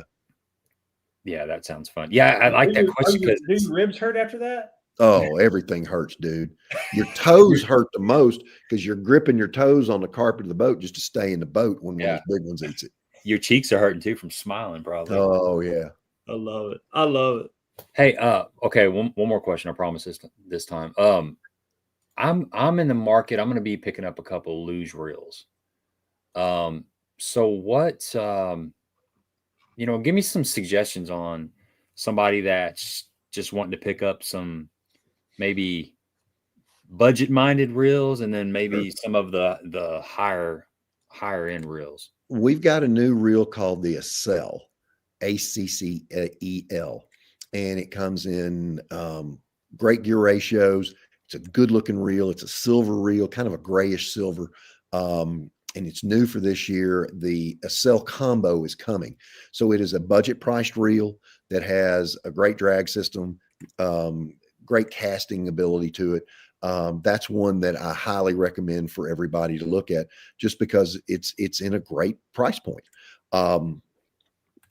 It's coming this year. I don't know if it's on the website just yet or not. There it is right there. Here. Okay. So that is one that is just under $100. Really, really impressed with it, and think that it's going to be a great seller for us, and it hits that price point that fishermen can afford. Mm-hmm. Durability and longevity of it will be just fine. The tolerances in the gears, guys, are really, really good. It's a very smooth reel for that price point. On the other side of things, the Custom Pro, that gold reel right there at the bottom right, that is the best casting and longest casting bait casting reel I've ever dealt with. The Paramag braking system in that reel is unbelievable. Good gear ratios. The 6/8 to 1 is a great cranking deal. The 7/5 to 1 is one you can use everything with, and that's the one I've been throwing big crankbaits on this year because I can throw it into next week. The tolerances on that reel and the gears are just incredibly Super smooth. light too. It is 5.6 super ounces. light, and it has been really, really good through all the stress that I've put it in since I've had those reels. So those would be my two: the Custom Pro on the high end and the Accel on the budget price. Okay, great. Yeah, I just got one of the I think it's the SP. It's the one that's got the this one right here. It's got the shallower spool for flipping and pitching, and that's a real solid feeling reel. I mean, it's It like is. it just everything seems to be put together nice and tight. And I was concerned about, it only holds 40 yards, a 20-pound line, but that's a long cast, especially if you're flipping and pitching, and you can If still you can make flip that far, you're better at it than I am. Amen. That's the reel I used this year, flipping and pitching and skipping, and had no problems with it whatsoever. Never got to that knot, never got to the end of my line. And it's really solid, and I jerked on them a lot. So yeah, man, it is a really stout reel. It's on sale right now too for $175. There's a lot of good stuff out, like the Black Friday, Cyber Monday, all that stuff, man. There's a lot of good deals out there. Oh, absolutely. Absolutely. Okay. Kentucky basketball. Yep, we got to get after it. Right. Yeah, I appreciate you hanging out, Mark. That was a lot of fun. We covered a lot of ground. There's a ton of good information in there. This is definitely one I'm going to go back and rewatch. Any closing thoughts or final comments before we wrap her up? No, well, thanks. It's always a good conversation with you guys. Thanks for having me, and just keep your fingers crossed for me on Thursday evening at midnight. That's when it'll all close, and then maybe Friday morning you'll see me smiling like a big dog. I'd like to have one more rodeo through the world and do this one more time. And if I don't, I've got some plans to do some other things as well. So just grateful to still be around, still talk fishing with people that like to talk fishing like I do. So either way, we're behind you the whole time. Are you gonna do like an Instagram like reveal post or what? I'll probably let everybody know one way or another how things go and what my plans will be for this year. Okay. So we'll just see. I'm just very anxious, and got some new announcements that'll be made after the first of the year. Some pretty big announcements that'll be made after the first of the year, and I'm pretty excited about those too. So we'll let y'all know on all those. Cool, man. I'm glad you got some stuff down the pipe. That's fun. So, all right, folks, stay on after Mark leaves. We're going to give away that Baitworks gift card, and we'll make somebody happy. You can actually maybe put $25 down towards a new luge reel or something. Yeah, Mark, good luck with everything. Always appreciate it. It's always a good time. Thanks for having me. See you next time. All right.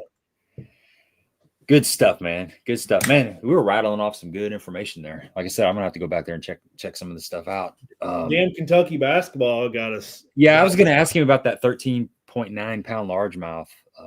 He kind of brought it up. That was one of the stats that when I was looking at his record, he held that record for quite some time. That's a heck of a sport. You want to go throw a spinnerbait in the morning? Yeah, it does actually. It does. It does, man. I love throwing that big spinnerbait this time of year. I know. Let's give away. Let me pull up this giveaway tool here, and we'll give away a $25 Baitworks gift card, and then we'll shut her down. Shut it down. And I gotta get some sleep. I was up till like 2 o'clock last night. You ever have those nights where you just, for some reason, you just can't go to sleep? It doesn't happen often. I was wired for sound. I don't know what it is. I was just up. I just couldn't go to sleep. I went to bed at 10 o'clock. Normally I go to bed at 11:30. So I was like being a good Lord, do you really? Yeah. I'm always down here editing and stuff. Most of my nights are like 11's an early night, but most of the time it's like 11:30 or so. But I was like, I'm gonna be a good boy. I'm gonna get to bed early. Probably why you screwed yourself up. I know. And I almost got up at like 1 and came back down and started editing. But eventually I ended up going to sleep. Well, if you do that, then you're not going to get any sleep. Like no. Well, and granted, like not falling asleep sucks, but at least you're laying down. Yeah, that's what I always think. You're still you're off relaxed, right? Right. I think there's something to that. All right. There we go. Uh-oh. Hashtag lose, all caps. We'll let this run for a couple minutes, and then we'll give it away. I tell you something, JB, you should try. You ever did the cold shower thing? Mm-hmm. I've been doing that consistently, and I swear it makes a difference. You asked if I've tried it. I've tried it. I don't.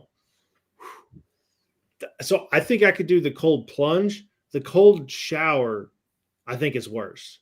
That's what my buddy Matt says at work. He does a cold plunge every morning. He says he thinks the cold shower is worse. I don't know. I would say 1,000% because it's like it's splashing everywhere. You can't control it. Like at least with the cold plunge, like I'm in it, right? Yeah. I'd rather go jump in my lake right now than get sprayed with the water hose. And your body creates a little bit of a thermal barrier. Like if you're in cold plunge, you kind of get this little bit of an aura around you that adds a little heat, supposedly. For me, it's like though. Well, because I've tried that cold shower and I've counted to 20 and 25 and 30, and then it's like, but I'm like so like trying to catch your breath, like you just got hit in the like just try and breathe. You get a dopamine hit though. I'm telling you, it's like if I'm tired. How long do you sit in it? 2 minutes. 2 minutes? Yep. So my niece, she only showers cold.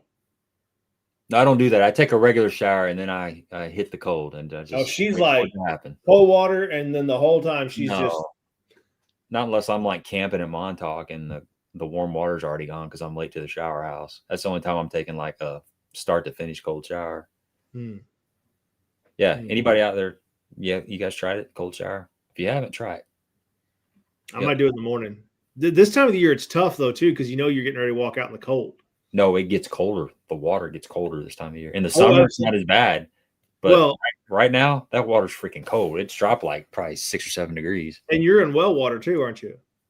No, it's county water. Okay, so we got well water. So it's like I can tell. That's tough. I can tell in the wintertime that I have to, instead of being here on the hot, I got to be like here on the hot. Look at this guy, Mr. Courtney, trying to one-up me. He'll take nothing but cold showers. Yeah, he's a glutton for punishment. It'll make a man out of you. I've seen Michael. He's quite the man. So that's the whole secret is the cold shower. The whole deal is, part of it is your mind does everything imaginable to talk yourself out of switching that knob from hot to cold. You go through all these excuses on, well, I'd like to do it, but I've got to go, I'm supposed to go vacuum, or I've got to put these burgers on the grill, or, I really don't have time to do it. It's like a bottle. Everybody's got one, right? Hey, it's making excuses. That's exactly right. Yeah. You finally just got to call yourself a wuss and just turn around and wham. And then there's the delay. There's like that 5-second delay, and it's coming, man. And it's coming. And then it hits you, and you're like, ah. So, all right. Where do you let it hit you at? Everywhere? No, you turn your back to it. It hits you right on the back of the neck. Now, here's the next level. Next level is you lean into it and you let it come down the front, because that's totally different thing. You get used to it on your neck, but then when you lean into it and it comes in the front, and then so maybe I'm doing it wrong, because when I do it, it's over the top of the bald head, down the face, down the front. No, stand with your back to it. Let it hit you right on the base of the neck, and then when you start getting comfortable with that, just lean into it, let it come around the front, and then third thing is turn around and face it and let it hit you like right here. That's where I started at. I guess I started on the yeah. You got to get, and then if you really want to get crazy, do it in the armpit. Armpit, huh? Oh yeah, that's next level. That's pro stuff there. Well, so that's elite series stuff there. So we, I think back we had it was a regional down at Chickamauga, and it was me, RBT Vault, and Pete, and we camped out that week, like tent camp, not camper camp, tent camp, and it was a monster cold front. Dude, Curtis had the comment of the night. Oh, I know. I actually had to text him. That was pretty fun. I was rolling when that one came through. Funny. Good one, Curtis. Anyway, but so we get to the shower house like first evening, go take a shower, normal shower in the shower house. That was like on a Sunday evening, Saturday evening, something like that. You're fishing all week long, right? Well, Monday comes, we go to the shower house after fishing all day, and it's been cool. Like it was cold. It was like 45, 50 degrees, and it was getting into the cold. We walk in the shower house, and you've been on the water all day. All you want is a hot shower. Like, give me a hot shower. Let's go to bed. We walk in, not a stitch of hot water. Ugh. Frigid cold. I'm talking like 45, 35, like, and so you just go in there and you're just, but you know it's cold. There's no option. So you man up and you get in there, you shower. The original jackhammer. Yeah. You get out, you dry off as fast as you can, and now you got to go like lay in a cold bed with no heat. We did that for like 4 days. No hot water. No hot water. No hot water. We leave, and Pete made the final day. We leave. He's like, hey, he sends us a group text. He's like, hey guys, the shower house that was right around the corner had hot water. They turned it off because it was that time. It was getting into the fall. You know, the regionals are in the fall. They turned off the hot water to like all of the exterior shower houses, but the main one that was like another 200 yards down the road had hot water, and it had hot water all week. We had no idea. Now that one was the one that was like right there, a 30-yard walk to it. We didn't even see the one up on top of the hill. So yeah, shrinkage. Yeah, it could be an issue, Mr. Phil. Yeah, you wouldn't be counting to 21 on that one. You'd be counting to like 20 and a half. 20 and a half. The old stubby. Streams Tuesday night at 8 o'clock, David. Yeah, we're pretty consistent. We had a little lull there in the summertime, but yeah, we've been banging them out pretty good. Winter, spring, we got it, but yeah, it gets into like early spring. We get into late spring when stuff starts going on. It's usually summer. Those late nights. There's a couple times when I'm off work the same day as a live stream, and I'm out on the water, and maybe I want to stay a little bit longer. And but yeah, we've been consistent. Got some good stuff coming down the pipe. I don't know if you saw, David, if you haven't seen the one we did with Roger Fitzpatrick, it was a couple 3-4 weeks ago. It's a really good one to go back. And I'm also releasing this on podcast form. So if you guys are subscribed to Spotify or iHeart or the Apple podcast platform, it's called Meet the Angler. That's the tag, Meet the Angler, but it is in podcast form. And pretty much as soon as I get done tonight, I'll upload that to Spotify, and Spotify shares it over the major podcast platforms. But that's kind of nice because I had some people talk about, you get in areas where you don't have really good cell phone reception. When you're streaming off of YouTube and you got the video, it takes a little more juice to keep that thing going. But podcast form, it's just audio. It does have the video is on there, but you can just listen to the audio too, and it doesn't glitch quite as much. So yeah, and if you have a limited data plan too, that's another thing. That video does suck a lot more of your data versus just the audio form. So it's out there. It's called Meet the Angler. And pretty much everything we've done this year has been uploaded. There was a gap there where I forgot about it, but I've taken the time and I've got everything. Charlie says we should stream from the lake this year. I don't know if you can get good enough service over there. I think you'd have to get one of those like Starlink minis. Yeah, the little minis. That's kind of cool. Rich was doing that. He's done some tournaments like that. It's kind of fun. Yeah, I tell you what, if somebody wants to donate $500 to the YouTube channel, I will look into that investment and do it. I think it'd be pretty cool. I mean, I'd like to do it. It'd be fun. Yeah. I think we need to fish more together this summer. We've been talking about it for years, but I know we don't fish enough together. No, we don't. How long's it been? It's been a couple years since we fished together. It's been a long time.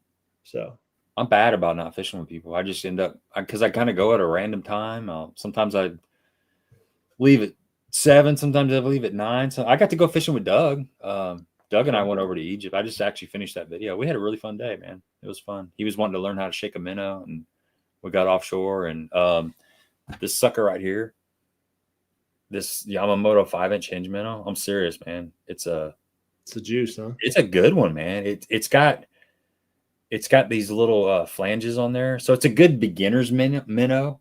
You don't have to be as in tune with it to actually make it rock. It does this really easy, which that's one of the biggest problems with minnows is there is a learning curve on how to shake a minnow properly. And I think a lot of people that go out and throw minnows and they don't get bites, it's because it's not doing this. They think it's doing this, even though you're shaking it and popping it, but it's not doing this like it needs to. This one kind of just does it. It's like a really good spook or something, or a good frog. It just kind of walks itself. Honestly, this thing really does a good job. I've been fishing it on that Buckeye Lures, that G-Stroll jig head. It's Has that got that nano coating on it? It's a good one, man. Yeah, it's got a really cool little hook on it, and you don't need a big hook. A 2/0 hook. This is a 5-inch minnow, but a 2/0, no bigger than a 3/0. You don't need like a big 5-inch. It seems like you need a 5-inch, but I've quizzed Jake Lawrence about this and Mateo Toronto, and they all use like a 2/0 and 3/0, and that's what I've been throwing. But seriously, this is a green gizzard.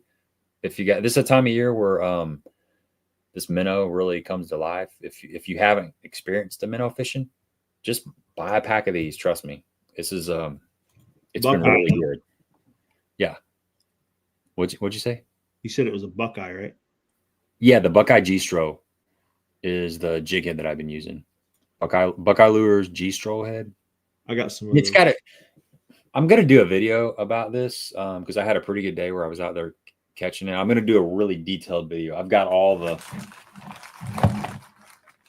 This is all going to be broken down in the video. I'm going to go through the line, the leader, the rod, the different jig heads and stuff. But it's going to take it's one of them videos where it's going to have a ton of like B-roll stuff and commentary. And I want to do it right because there's some things that you don't really hear people talk about that are really important. And, you know, when you're going to try something for the first time, you want to have a good experience and cutting through a lot of the BS. Like Curtis last night was texting me about, he just got a GoPro, and I texted him kind of what he needed to get going.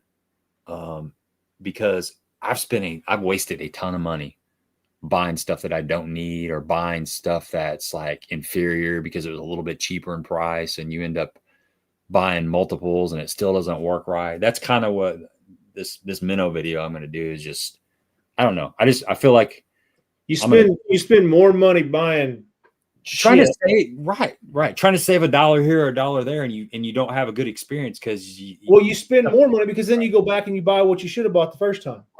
Right. Like, and it's funny you say that because I texted him the for yellow stick stuff today.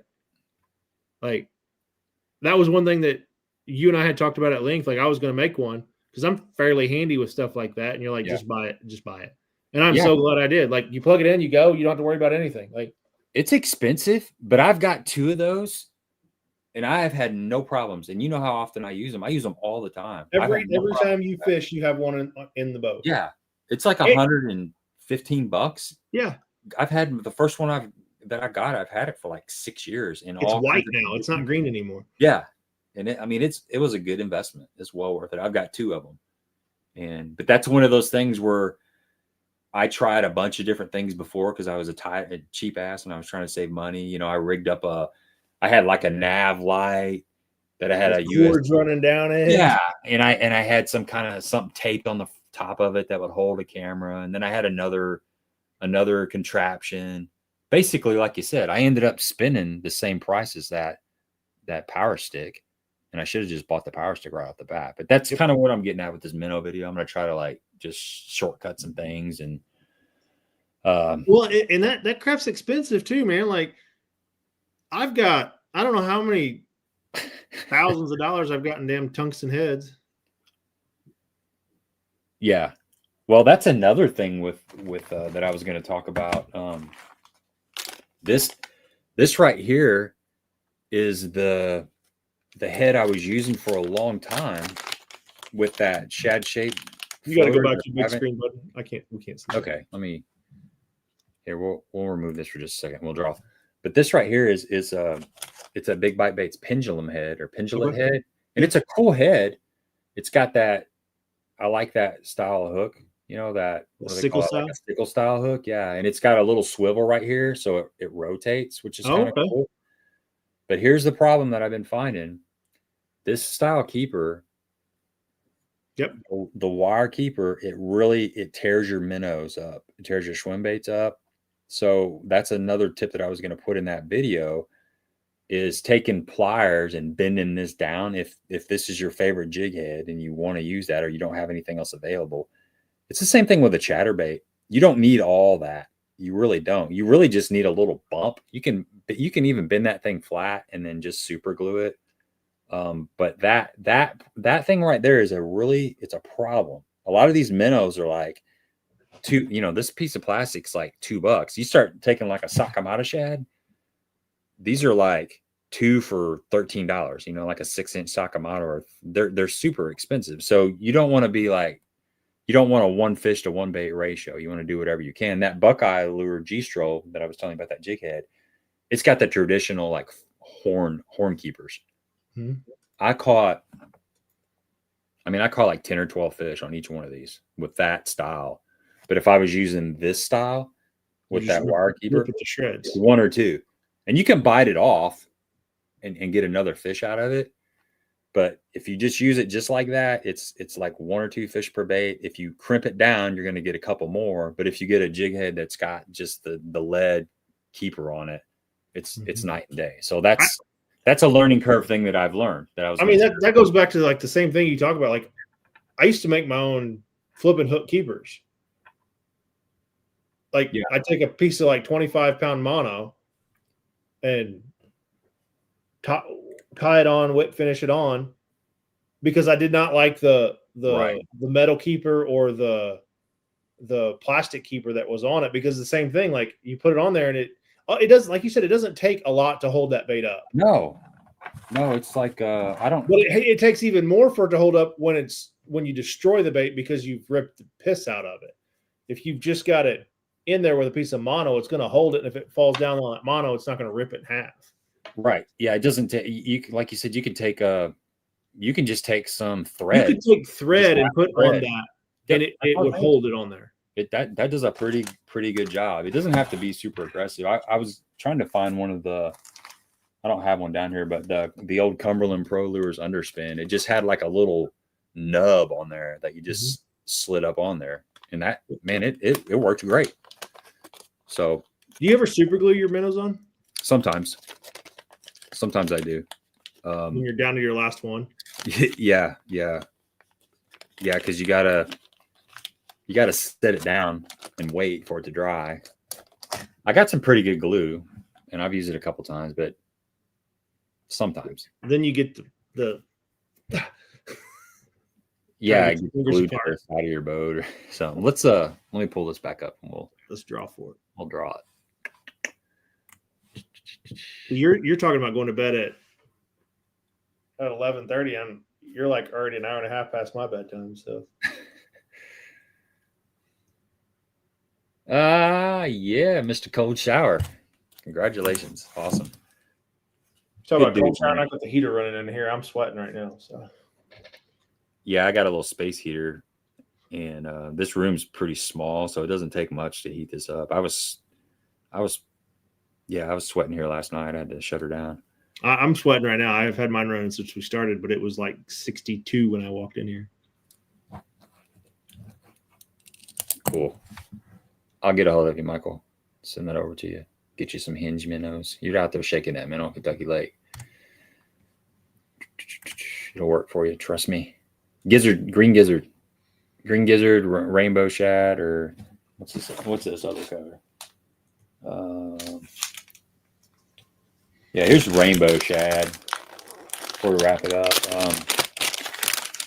I text Jake, because Jake Lawrence is he was working with Yamamoto and developing this, so I texted him before I bought some of these. I was like, "What colors do I need?" And Tennessee shad looks pretty damn good, bud. This is the rainbow shad, but if I only had one color right here, this green gizzard is that's hard to beat, man. I mean, it's just hard to beat. I'm looking through their colors right now. They're all pretty dang good. They are pretty good. And then electric shad. So that's the 3 colors that Jake said. He said the rainbow shad, the green gizzard, and electric shad, which I was already going to get green gizzard because I've had a lot of luck with that. But that's this. Now this one's a little bit darker. See, that's the what is that? The electric shad? Yeah, that's the electric shad. So it's got that more. It's got some like purple in there. I'm thinking. You and I are both colorblind, but there's definitely some bluish something. It's got. It looks like the new Sexy Shad 2.0 from Strike King. Okay. Without the chartreuse in it. Yeah, so here's the two different ones. So I got a question for you because this is something that I do with I dress mine up. Like Dion Hibden says, if you're fishing a crawfish, you make sure it looks pretty. Yeah. So I have this in the boat. Black. And you know what I put on it? Every one of them. Kill dot. You touch the tail? Oh, a kill dot? Yeah. That's a good idea, man. And then I also I'll take I don't have one here in the office. I have the markers, the dip and dye markers. And I'll run a chartreuse line. I've done that. Sometimes that does make a difference for sure. It really makes it pop. Yeah. Yeah, I've been doing that a lot with my just a little 2.8 or 3.3 swim bait. I've been running that chartreuse down the side. I think it's a nice little touch to it. Put that kill dot on there too. Yeah, I need to do that. I used to take the blue colored dip and dye and put it on the tail because a lot of bait fish, they got a little bit of black ridge there on the tail. Like baby bass, they got that little baby black deal on the very end of their tail. Mm-hmm. I don't know that it matters, but it made me feel better. So got to put these suckers back in there. So I got some of the 6-inch and some of the 5-inch. I've caught some fish on the 6-inch, but that 5-inch is. It's a use, huh? That's the deal, man. In my opinion. I mean, I don't know. You could go out there and not catch a dang thing on them, but I would be surprised. It was pretty good. They're just easy fishing. Like I said, they really. You don't have to do hardly anything. They want to do that. And there's a couple ways you can rig them to really exaggerate that rolling action. So sounds like I'm gonna have to buy some of those. Yeah, seriously, I think you'll be impressed with them. Dang it, they're good. So all right. my box for my minnow shaking is gotten bigger and bigger every year. I don't like it. Your what? Your minnow box? My minnow shaking box. Like I got. Every time that I go to the store, that's the first thing that I look at is like, what's the new minnows? Oh, that's right. I forgot Michael blew his motor up. You know what? And I actually, as a friend, I actually offered him out of the kindness of my heart. I've got a 73 Johnson's 7.5 original prop, low hours. I was going to make him a really good deal on that. And he didn't take it. You know what? I got an 08 99. You can go side by side on both of those motors. That's kitted. It's kitted. Okay. So yeah, we're talking like a spare prop on mine. Between the two of us, like 21 horsepower. Oh, you could easily get like maybe 3.5, 4 miles an hour. I'm thinking. Exactly. I mean, I'll even throw a 3-gallon gas tank in. Hey, you can't catch fish when you're running 60 miles an hour. Never caught one doing 60. Never caught one doing 10 though either. We're just trying to help you out. So that offer's out there. Let me know. You got my number. One thing that I will say, Mike, though, mine ain't low hours. His might be low hours, but mine ain't low hours. That thing was put through the ringer. Yeah, it's just broke in. But I will guarantee it's going to start and run every single time first pull. Mm-hmm. So good stuff, man. All right. I'm going to bed. Guys, have a good evening. Have a safe weekend. Dropping videos on Thursday and Sunday. I'm going to mix it up. I'm going to start doing it Thursday, Sunday just to mix it up. Got a day on the lake with my buddy Doug. We got on a heck of a chatterbait bite, a little sneaky chatterbait bite that just kind of happened. And I bet that's done. It is done. Yeah, we may have got the last best quality chatterbait bite available. And then I got a bunch of stuff in the works. So appreciate it. We do this every Tuesday night. Yeah, Michael, I'm gonna start getting down there a lot more. I'm gonna jump over on the boater side. So I'm gonna have to put some more time in out there. So yeah, I'll be in touch, man. All right, we're out of here. See you guys. See ya.